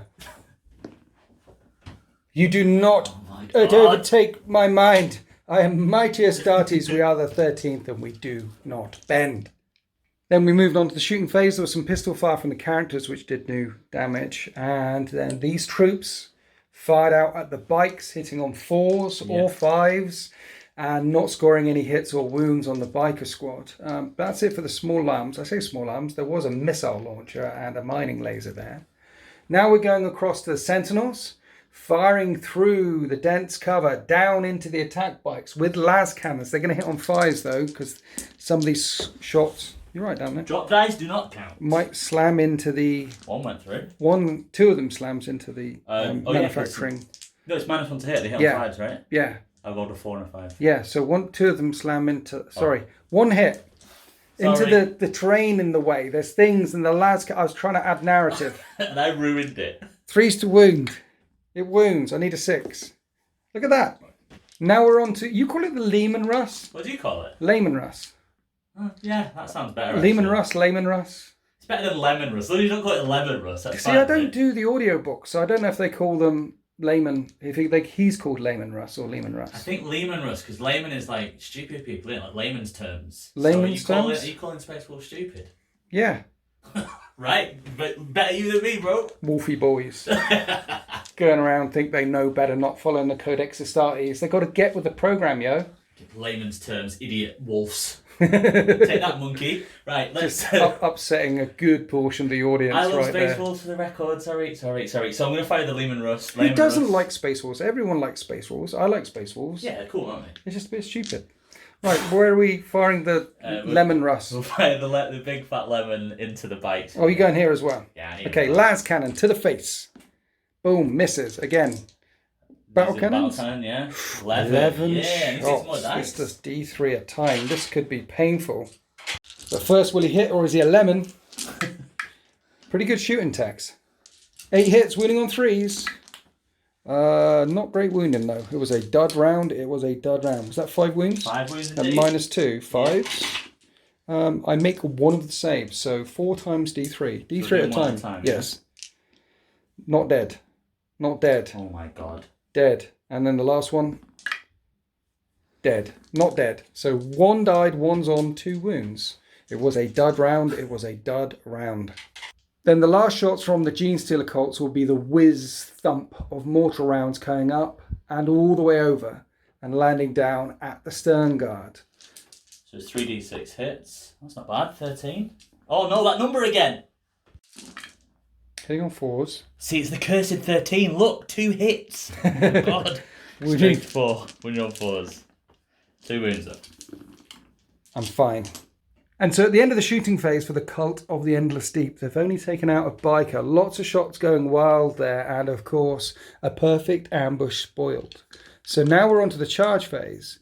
And this guy with the rock claw, you want him to eat the overwatch into the stern guard. That is the plan. So I could spend CP on him. How many attacks has he got? 2 with that Rockstar. But it is 3s to hit, 4s to hit. 3. It'll be 2s to hit. Do I waste another CP on wiping him out? He's pretty tasty. Do I waste another CP on wiping him out? Yes, I do. 18 shots for vengeance, for fallen brothers, your perfect ambush. Spoiled on 6s. Rerolling 1s because of bolter discipline. I've already got 3 6s. That's a lot of 6s. Killing on 3s. He gets wiped out. And that is indeed a perfect ambush, completely spoiled by the 13th. And so the Patriarch stands alone. Now, it's 7 inches to these guys, but you're not charging them, you're charging the Stern Guard. I'm going to declare both, so I need Charge the 8 both. inches to get into, yeah. Okay, 8 to the Stern Guard. Come on now. Oh, yeah. All of your charges, all of them, have been glorious. Look, he's got a little Gretchen behind him. Oh, It's so cute. Not a bloody Gretchen. You know it's not. Oh, I need to charge the Abominant as well. The Abominant into the speeders. Yeah. I think you're auto in. Yeah. So the Abominant makes it in there. We're coming back here because you don't want me to interrupt him with a Stern Guard. And you're going to start with a tiny Gretchen. He's not a Gretchen. He's a little Genestealer. He's a little you know. He's got 2 attacks at strength 4. Do you know what that? He's a little guy running up my trousers. Do you know what he's called? What? Heathage. Heathage. Heathage is a familiar. Top lad. Heathage is a legend. Right, hit on 3s. I'll do it over here. All right. He runs up the trouser leg. Strength 4. Can he bite through the metal? Come on, Heathage. Yes, he does. Come on, Heathage. Can I make the saves? Heathage nibbles on the leg of one of the Stern Guard, but doesn't take it out. Now we have the Patriarch. This is 1 unit. 6 attacks, hitting on 2s. This guy is a beast. Oh, that's not beastly, is it? Strength 6. Winning on 3s, re-rolling all failed wounds. That's what this thing does. And there's 2 failed wounds. Oh, 6s are AP minus gazillion and a flat 3 damage. Yeah. These 4 are AP minus 3. That's right. So I make none of them. So the first one will kill the injured one. Yeah. And then it's D3, D3, D3. One's dead. Dead. 2's dead. 3's dead. Get in there. He wipes out 4. Not paying to interrupt, we're going to do the Abominant into the speeders. Worth mentioning that he has tagged the Razorback as well. So he hits on 4s. Everything hits. And it's strength like 13, 16, something ludicrous. It wins on 2s. I'm going to pay a CP for this to re-roll the wound. Yeah. What's the AP in? It's -3. -3. 6s coming up. I don't make any 6s. D6 damage, right? It's D6 damage, minimum 3. So it's like a Onager Dunecrawler. Okay, so the first weapon. 4 damage. 4 damage. Next one. Well, that's 1 speeder dead. Yeah. And then the last speeder, because they have 6 wounds each, is down to 2 wounds. Speeders explode. Doesn't explode. 1 is wiped out. And 1 is down to 2 wounds remaining. Okay, then I struck back over here with the vehicles. Nothing happened. Now we'll come back to the Stern Guard. Let's do some piling in. Actually, tell a lie. Let's kill this guy before he gets to kill some of my guys. Sergeant with the chainsword. Hits on 3s and wounds on 3s at AP -1 on him. Sure. He takes a wound. He's down to 1 wound left. And then the 3 remaining Devastators. Hit all times. Wounding on 3s. Wound 3 times. 3 5-up saves. Ooh. And I take out your Primus. Now the Stern Guard get to fight.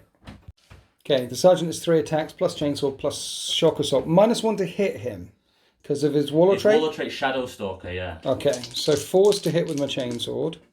I hit you 4 times. And 5's to wound with a Chainsword. And I don't wound you. Perfect. And the remaining Stern Guard hit on 4s and wound on 5s and do 2 wounds. You got a 5-up invulnerable. Okay. Yeah, it's fine. He's fine. Just bounce off his steel hide, and that is the end of your turn 2. I have a morale here. They're leadership 9. Is there any leadership debuffs going on? No. 4 plus 5 is 9. They hang in there, only just.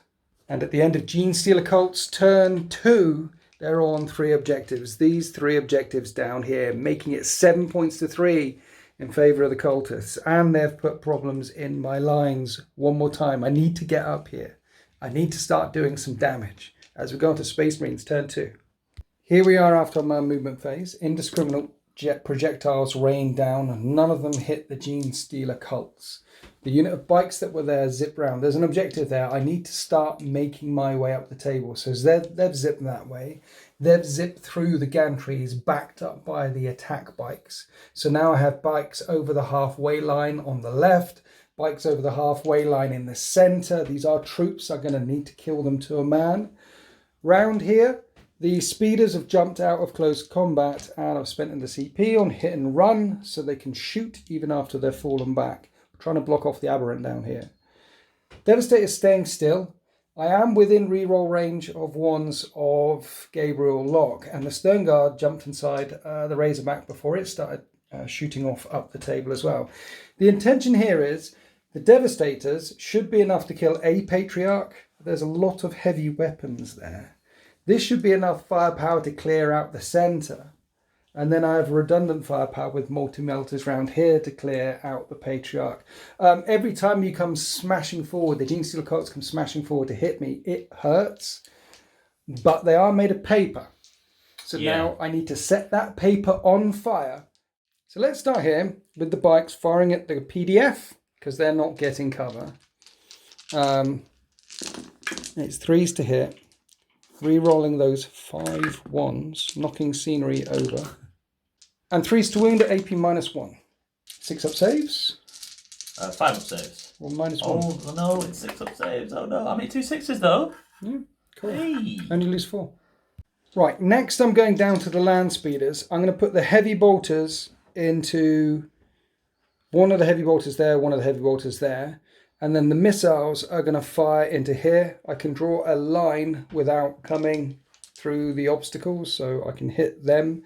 Doing the explosion version again. So this is D6 time, but minimum 3 because of the size of the squad. So that's okay. Much better than okay. This is 18 shots, hitting on 3s. Wounding on 3s, but AP dash. 8 5-up saves. 6 dead. 6 dead. That was pretty good. Wiped out 4 from one squad, 6 in another. Now 3 heavy bolt shots coming into the Robodoc. And I hit him every time. And I only wound him once. AP -1 onto the 6 up save. Nope. That's 2 damage. Got 1 wound left. And 3 shots into the Acolyte, which hit only 1 time. Oh. And wound him. He's dead. And that's 2 damage. He gets wiped out. So Robodoc's on 1 wound left. He is. Dr. Robotnik is standing strong on 1 wound. So Brother Captain Gabriel Locke will aim his twin bolt guns and his wrath towards him and hit every time. And wound every time. He needs to make 4 6s. No problem. Watch this. Problem. He's dead. Which leaves a nice open charge for Captain Locke in a moment. Now we come on to Devastators. 4 missile launchers at the Patriarch. This is -1 to hit because of your Warlord thingy bob. Shadowstalker Warlord trait. So I hit twice. I'm wounding on 3s. I wound only once. 5 up invulnerable save. Loves it. Loves it. Okay. 3 las cannons right next to you from the second squad. Rerolling 1s because we're in range of Locke. 2 hits. Wounding on 3s. Only 1 wound. Tempted to command point that. No, I've got the attack bikes as redundancy for this, just this moment. 5 up save. Come on now. Oh, Drop dice, I'm don't building get. up the tension. That's what I'm doing. Oh, do you know what? You've got 3 CP, I've got I'm 2. going to burn one. I'm going to Okay, burn one. I want burn to keep away. him alive. It's my first time Okay. using it. Oh my god. New model syndrome. New mod syndrome. He takes 2 damage. How many wounds do they start off with? 6, I think. Can you pass that off to the familiar? I can, yeah. How does that work? So he just takes the first damage. He's got like 1 wound. So they count as separate models. So Right. how many wounds is that? 2? That was 2. So that will kill the familiar then if they're second models, and it won't go onto the Primarch. Yeah, I'm thinking. Patriarch. Primarch? Primarch. Yeah, he certainly is better than a Primarch. So then I remember to do the bolt guns and fire them in as well. And you put everything on the Patriarch. Yeah, the reason why is because the multi-melters are still to fire. Yes. The little familiar, little heathage, has only got one wound. So if Right. the multi-melter comes through, You put it on Heathage. I can put it on poor little heathage and he can be a hero. Counts as one unit. Yeah. But you can put the first save on him. He has a 6-up save. He's dead. Yeah. Okay, so the attack bikes are going to fire... No, 1 minute. This unit is going to fire up at them. Okay. But 2 of them can't see, because I put them directly below the objective for a reason.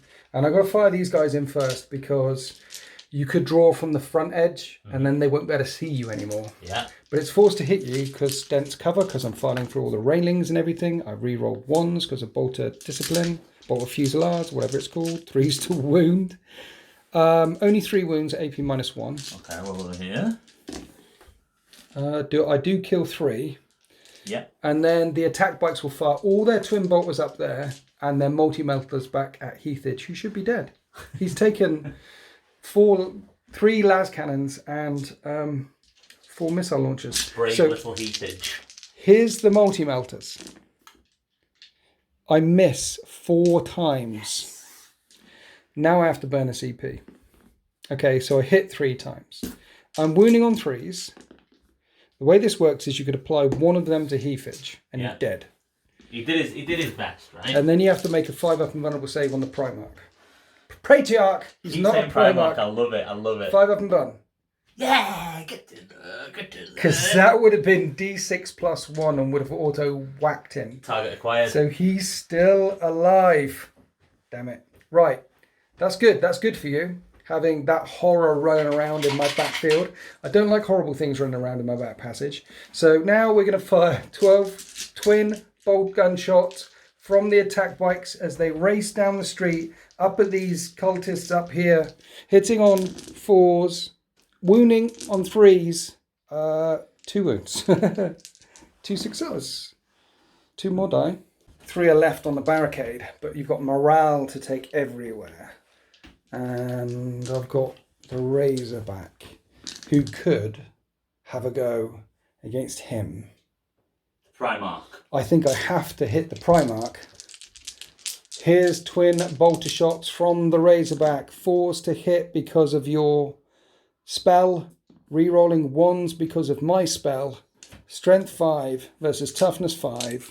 4s to wound. 2 invulnerable saves right there, sir. I like the way you keep calling him Primarch. I'm just going to encourage it. No, and I can't re-roll. Oh, he's dead. Mass reactive rounds the size of tin cans explode in his chest, and the beast is down. Then a Stormbolter from the Rhino. Rerolls the 1s. Misses. And that is the end of my shooting phase. Okay, clearing my lines. I've cleared away all the foul beasts, except for this fella here. So let's charge him with Gabriel Lock. And that's an 8. We make the charge. And this squad of bikers will charge both. Cool. Overwatching? No. We get in. Then finally, I don't really want to do it, but I'm going to charge the bikers in at the Sentinels. Yeah. It's forced to hit when they shoot, but if they're firing heavy guns into close combat, they can only shoot the bikers and it'll be 5s to hit. So it might keep that squad alive a little bit longer. Plus there's a tank here looking at them. Plus they're troubling one of your objectives. So let's charge there as well. And let's charge the Sentinels. And that's the end of my charge phase. Over here I'm going to actually split attacks. Because I killed 4 in this squad, 6 in that squad. I want to kill as many as possible to make morale as difficult as possible. So the Sergeant's going to hit them with his Lightning Claws. The other guys are going to hit these chaps here. Here's the Sergeant into the PDF with his Lightning Claws. He hits every time. He'll wound on 3s and he rerolls failed wounds. And at AP -2, that's 3 more of the PDFs cut down. And then the 4 remaining attacks from the bikers hit the other 2 4 remaining acolytes and don't do any wounds to them.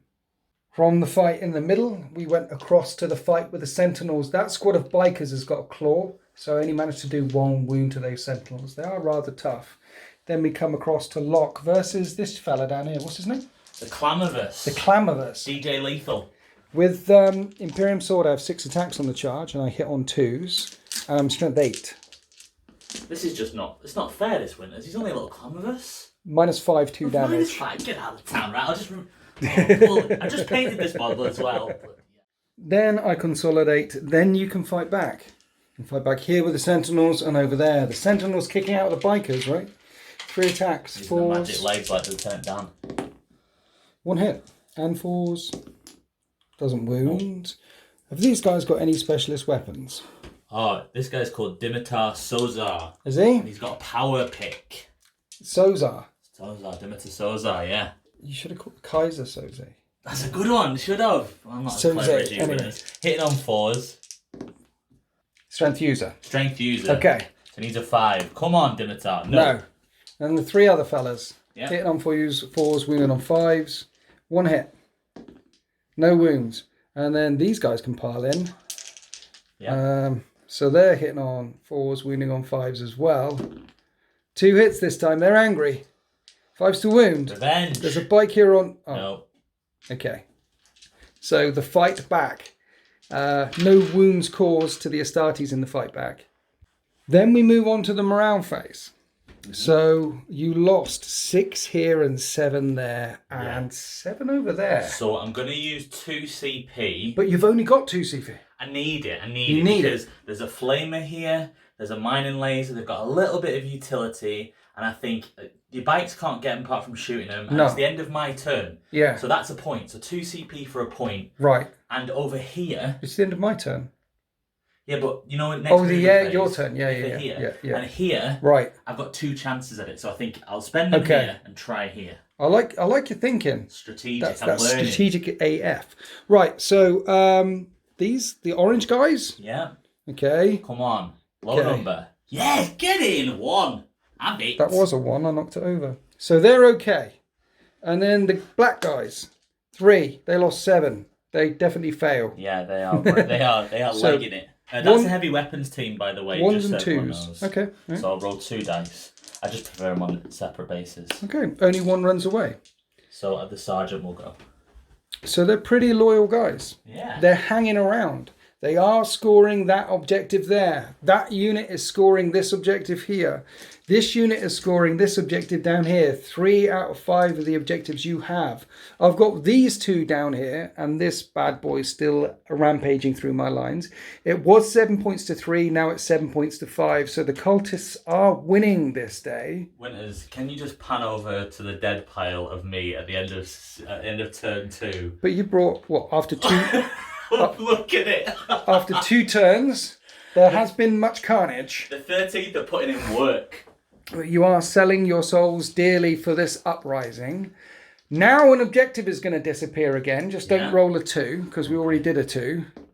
That's a 5. Which... Oh no, that's the good one. That's the good one. The one that I was never going to get to.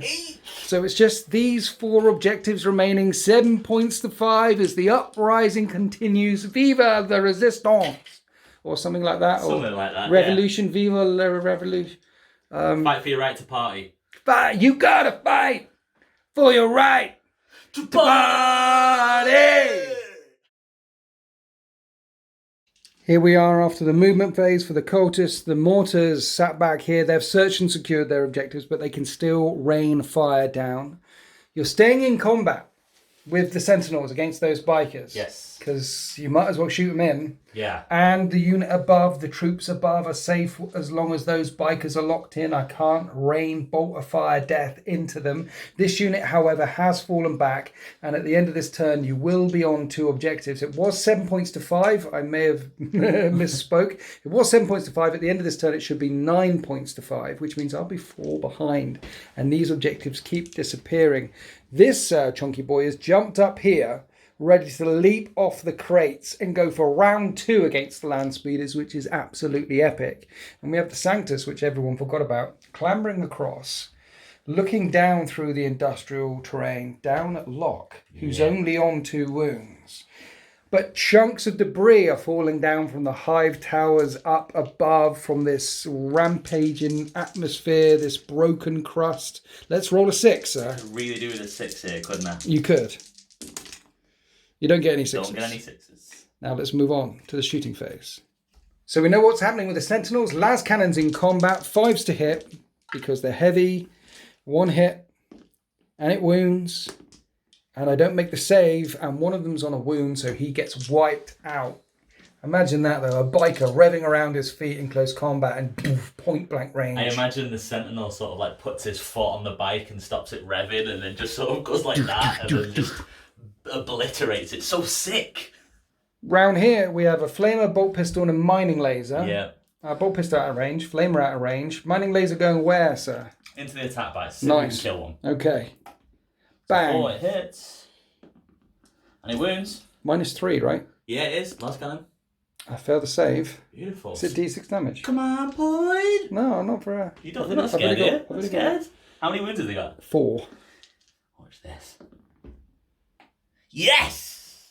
Imagine that though, racing down some city streets and a mining laser comes down and yeah, they go cartwheeling off the bike. The Marines sprawling in the street behind them. We will recover them. Now we're coming to the Lehman Russ firing down into this squad here. We'll do the last cannon first. I thought I knew what it was called, but I've come here to see Winters, and now I'm throwing doubt as to what it's called. I've called it a Lehman Russ since they existed, but it might be Lehman. It's Lemon Rust now. If we can't agree, we'll call it a Lemon Rust. it hits with a las cannon. It wounds with a las cannon. And I make a 6. Beautiful. That's not bad. Let's do the battle cannon next. Okay, battle cannon. This time, 8 shots. 8 shots. Can we get some dice? Will it be dud rounds one more time? 4 hits. 2 wounds. Fail the save. That's D3. That one passes. And one was on 2 wounds. He gets taken out. I think that's the end of your shooting phase, except for the Sanctus. Oh, we have mortars. Yeah. Mortar fire. Fire the mortars at the bikes again on the Cha-chunk. objective. So Thunk. Up and over. Hits. 8 shots. Good shooting text. Mortars explode around them, wounding on 5s. Wound 3 times. And injure one of the Space Marines. Finally, the Sanctus aims and shoots down at Locke, hitting on a 3 though. He hits, strength 4, toughness 5. That's a wound. Oh, Winters, -1. -1, Savage Storm Shield, so that becomes -dash. 3 up save, D3 damage, right? D3 damage. He's got 2 wounds.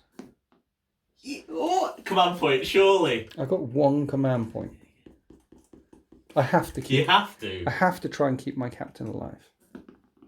I do. He manages to dodge. It's like the Emperor shines upon him. Me being the Emperor with a D6. That's what happened there.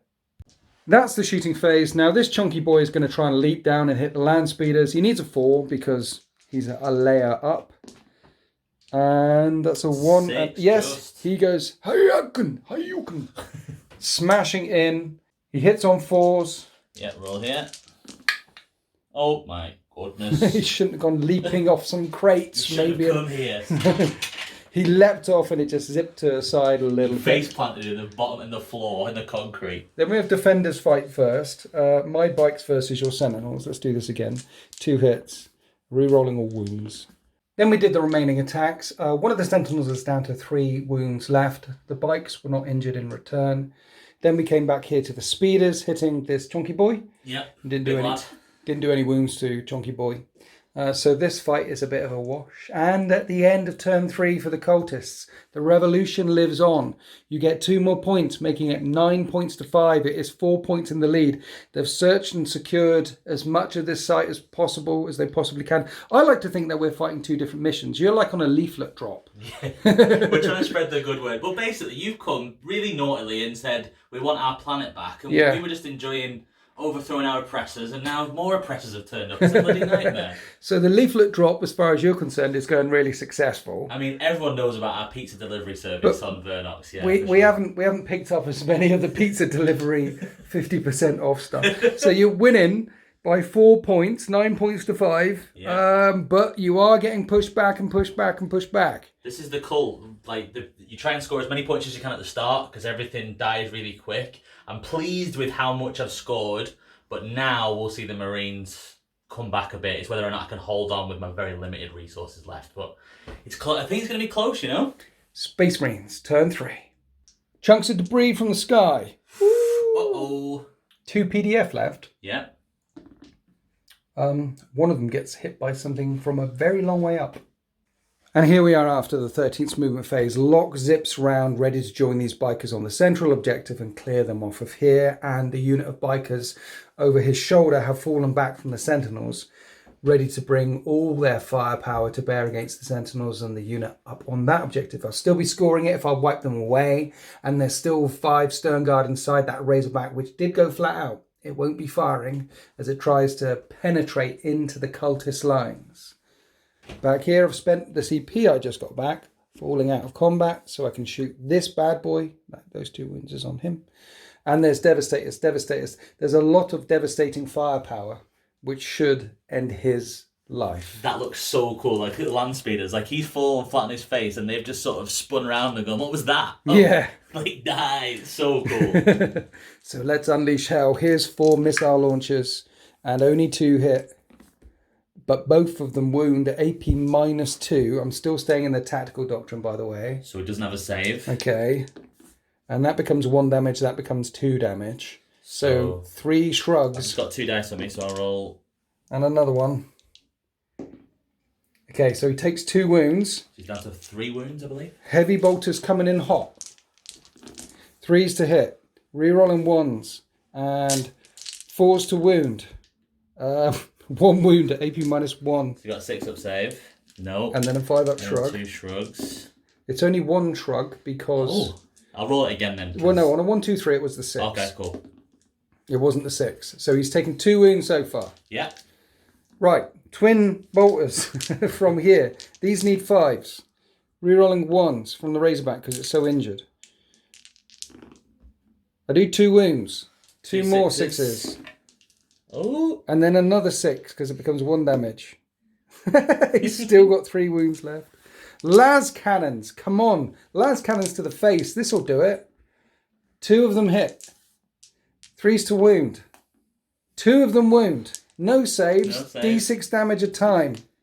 Right, that becomes a 5 and that becomes 6. You've got 6 shrugs. I've just got 2 dice in my hand, so no. And I can make 2 more. What was that? No, he's dead. He's finally got taken out. He's dead. Finally.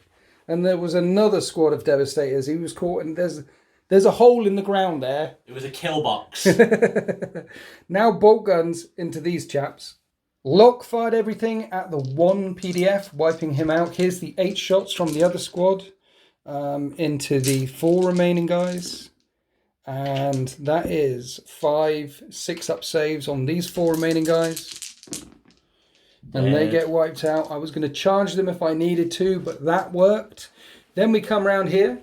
We have twin bolt gun shots up at these 3 chaps up here. Yeah, 8 shots at the neophyte hybrids. The multi-melters will go into the sentinels. Here's the 8 shots into the neophyte hybrids. Rerolling 1s, but I am hitting on 4s because of those pesky railings. And I wound twice. 6 up saves. No. So there's 1 left. They're not dead. They should be dead. They should be dead. 4 multi-melter shots. So 2 multi-melters is 4 shots into the sentinels. 3 hits. Oh, the sentinels aren't dead either. That's the end of my shooting phase. Oh dear. You weren't expecting that, were you? He should be dead. They all should be dead, to be honest. Maybe I shouldn't advance that. The rhino. Is the rhino in range back there? Yes, it is, but only 2 shots. And I'm hitting on 4s and -1 to hit. So 5s? No. Yes, yes. That 1 little neophyte hybrid hangs in there. He will run away if you roll a 6, though. If you could roll a 6, that'd be really handy. I'll try to roll a 6 for you, Winters. Thank you. No, I do not, sadly. He doesn't run away, so he holds on to that objective. He has objective secured. He holds it down. I was looking to get 1, 2, 3, 4 points, but instead I get 3. Still good going, though. Making it 9 points to 8. There's only 1 point in it. And 1 more of these objectives will disappear. My glamorous assistant. I'm very, very glamorous. This is the 1, so we don't want a 1. We don't want a 1. We both don't want a 1, Winters. That's a 6. Is this one down here that my Devastators are on? We could do with that. 9 points to 8. As we've gone to Cultists, turn 4. Right, first up, fire from the sky. Nothing. Right, here we are before the cultists movement phase, because you are going to get that point. Yeah. You're looking at trying to get that one as well. It's a last-ditch effort. We're selling our souls and our lives dearly. So there's two ways to get this. One, you could advance with the sentinels and shoot the bikers away. Or the other thing you can do is roll up with a tank, shoot the bikers away, and shoot the bikers away with the sentinels. Yeah, I think that the tank's got more utility in shooting. Right. So I'm going to try and advance the sentinels onto there, try and wipe off your bikers, and hope for the best. I need a big roll. It's a 4, right? Yeah. To get within 3 inches of this if you advance the sentinels. Yeah. Okay. It's exciting, isn't it? It is. You got 1 CP back again. Yeah, I have. Yeah, nice. I'm gonna re-roll that. Are you gonna spend the CP? I am. Are you sure? All or nothing. Here we go. Nothing. Nothing. So the Sentinels try to charge round to this objective, but the firepower of the 13th drives them back. This Acolyte up here fires a mining laser down at the attack bikes. He's going to kill another one. He can feel it in his bones. And misses. And the Sanctus aims down at Brother Captain Locke one more time. He stood still this time, hit on 2s. He's zeroed in now. He hits, wounding on a 5. And a 6 does a mortal wound in addition. Yeah. I need to make a 3-up save, or my captain will fall. I make the 3-up save. He's down to 1 wound left. Now the Layman Russ is going to open up into this squad here. And he's splitting fire. You can put the last cannon into Locke. Yeah. Battle cannon into them. Not everything into Locke. It's Hail Mary time. No. Okay. No. Last cannon into Locke. It hits. It'll wound on a 3. It wounds. 4-up invulnerable save or death. I make the save. He skids to one side. He's fine. Battle cannon into the bikers for 7 shots. 7 shots. And they hit on 4s. Another 1. Okay, only 2 hits. 3s to wound. 1 wound. I failed the save. 2 damage. 1 was on 2 wounds. Just the sergeant is left there.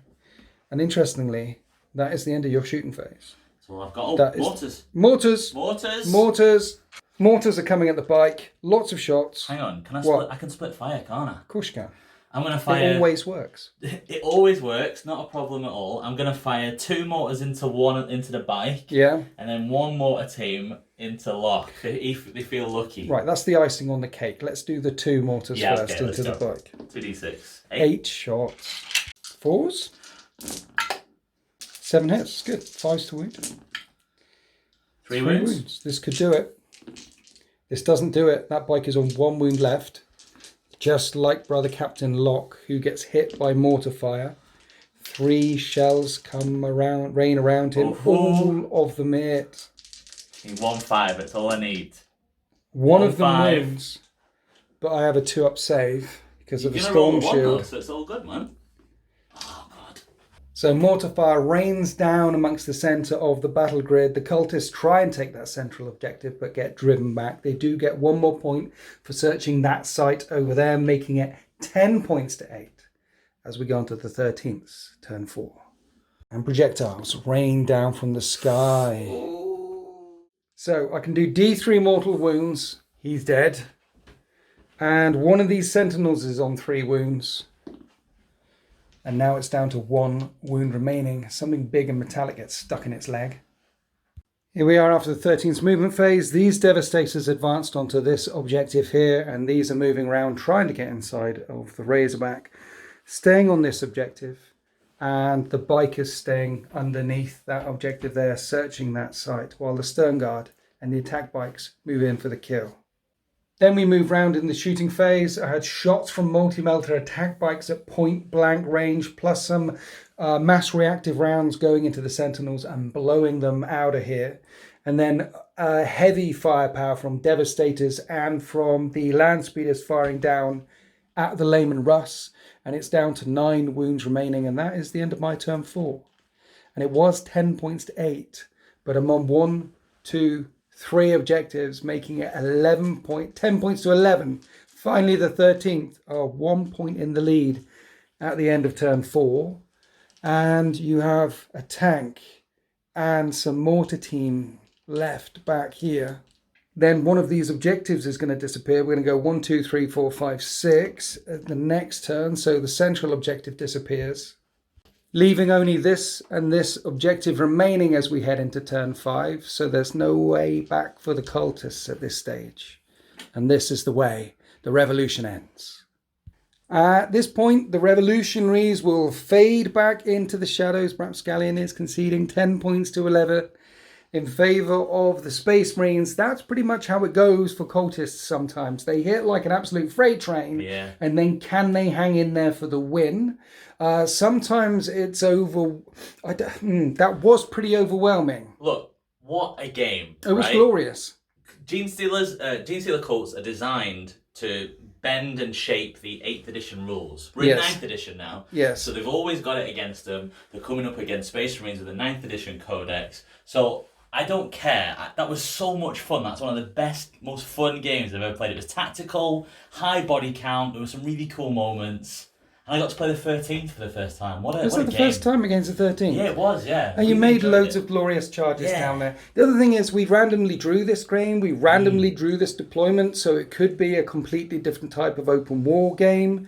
We played narratively as well. There's some things I chose not to do and to do because of narrative. Some things that you chose to do because of narrative.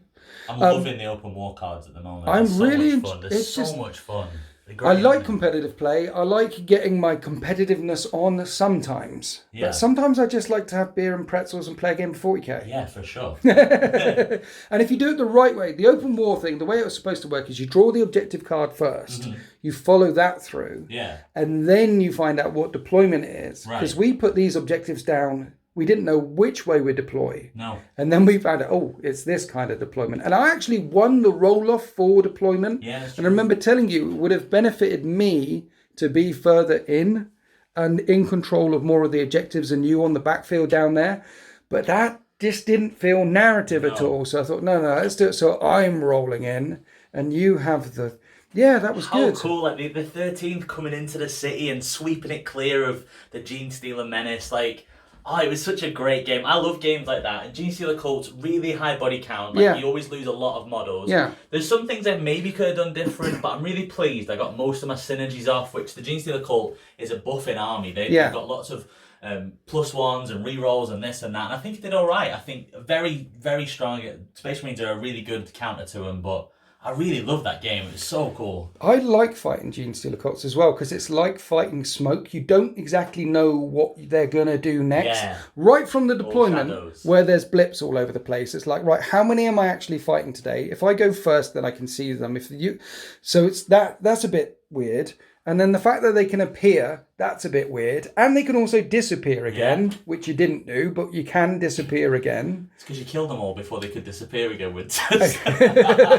And all the buffing stuff and the buffing, it's really like fighting smoke. It's good to play against. In 8th edition, you know when it used to be Maelstrom with the Maelstrom of War cards? Yes. There's a stratagem that Cult can play where for 1 CP you don't have to show your opponent the cards that you draw. Right. There's so much cool stuff. I can't wait for a 9th edition codex for them because they've got some really cool techniques for 8th, and if that's what they're like in 8th, and 9th is a bit more of an in-depth and tactical game, then I can't wait to see what the rule makers have got in store for them. Yeah. It would, me too. But there's so much fun to play, If you're thinking, like, Genestealer Cults, not a lot of people have Genestealer Cults. If you're thinking about them, I can't recommend enough. Writing lore for them's amazing. Painting them's fun. Get collecting them, man, because there's not enough Genestealer Cult players. The other thing is, the Imperium is not a nice place. No. So it's easy to get behind. Maybe they're the wrong faction to get behind, but easy to get behind the idea that this place is quite bad, let's tear it all down and wait for the star gods to turn up and, don't worry about those hideous heads and the tail that you're growing. You can see past that. We don't worry about the tail. Let's not judge people by the surface of their teeth and their fangs. There's a life lesson in there. There's a life lesson in there somewhere. I really enjoyed... So this is twice now I've played with this Nephilim list, which is really rare for me to play with the same list again. But I quite like it because I like this... I started down there and I only started to break forward in turn 3 or so. I like the speed. It's got a deceptive amount of firepower because you can kill the attack bikes, but then I've still got the Typhoons. You kill the Typhoons, but then I've still got the Devastators. And all the bolters add up. All the you bolters don't realise add how up. many bolter shots each bike. And the attack bikes, you've got the multi-melter, but then they've got the bolters as well. 4 shots each, 4 shots each, 4 shots each, 4 shots each with the bolters, with bolter discipline, bolter fusillades, and tactical doctrine in effect. That fusillade is amazing for this list. It's actually quite anti-horde. And I completely forgot about the flat 6 shots that these guys did until you reminded me in between a camera pause. It's like, oh yeah, I've got a lot more shots than I thought I had. Glorious stuff. So I think it actually works quite... It's a fun list to play. I enjoyed playing this list. You enjoyed playing your list. This table setup was very glorious. Foregroundpublishing.co.uk, gamemap.eu, James from March of War for lots of the scenery bits here, there and everywhere. He's good people. I had a great time. I loved it. I don't care if I win or lose as long as I have a good game and I have fun. And this is one of the most fun games I've played. It's good to get the cult out again. And yeah, what a game. Loved it. And so until the next time, play on. No, 1 minute, that's not mine. Come on now. Play on are in the deployment zone with the Toon World series. Yes, great Have you been watching that? I have. I've been watching little bits of it. How about I did a campaign called Sunstrike. It's all right. It's got Sultan in it. So no, I'm joking. I love you, Sultan. I'm joking. Don't get me. I'm joking. So it's got a lot less special effects than the Play On guys. Yeah, but it's got a lot more on-camera beauty with you and Sultan. Thanks. So, there you go. I'll take the 10. I think JT's quite beautiful there. You're all good-looking lads. You're all spent. But we've also got podcasts, the Fireside Chat, the what's the other one? Endless Cacophony podcast. Damn it, I keep forgetting stuff. Den of Imagination are probably in there with their painting series by the time this video goes up. Jim Vessel is in there. The deployment zone is growing. Looking forward to getting so many community events this summer. The Gehenna campaign's coming soon. Don't forget the 4 Horsemen of the Hobby Apocalypse. That's another thing. That's our Tale of 4 Gamers. Amazing series with some daft lads in it. Really good. I hope you watch it. You're collecting Tyranids. I am. And they're amazing. They're not nothing to do with my cult. I know the temptation is to paint them like your cult. Completely separate. High Fleet Bathsheba. And I was saying to you off camera, what a pleasure Tyranids are to collect and paint. Such a fun army. They are. I do like, from a hobby perspective, just for playing them at the moment is a bit painful. yeah, just like cult. Yeah, it's an uphill struggle. But from a hobby point of view, they're so easy to assemble and paint. And the good thing about Tyranids actually is they're not they're the only pure force in the 40k universe, because they're a forest fire, they're a tsunami, they're a erupting volcano, they're just a force of nature. They just want to eat. They just want those yummy snacks. So that's been glorious. Please consider supporting us by joining us in the deployment zone. Lots of events coming up, particularly this summer, particularly as the lockdown continues to unlock. Keep each other safe. Keep yourself safe. Long live the Emperor, be four-armed or whatnot. No, four-armed. There's only one Emperor, four-armed Emperor. Thank you. Happy wargaming. Bye.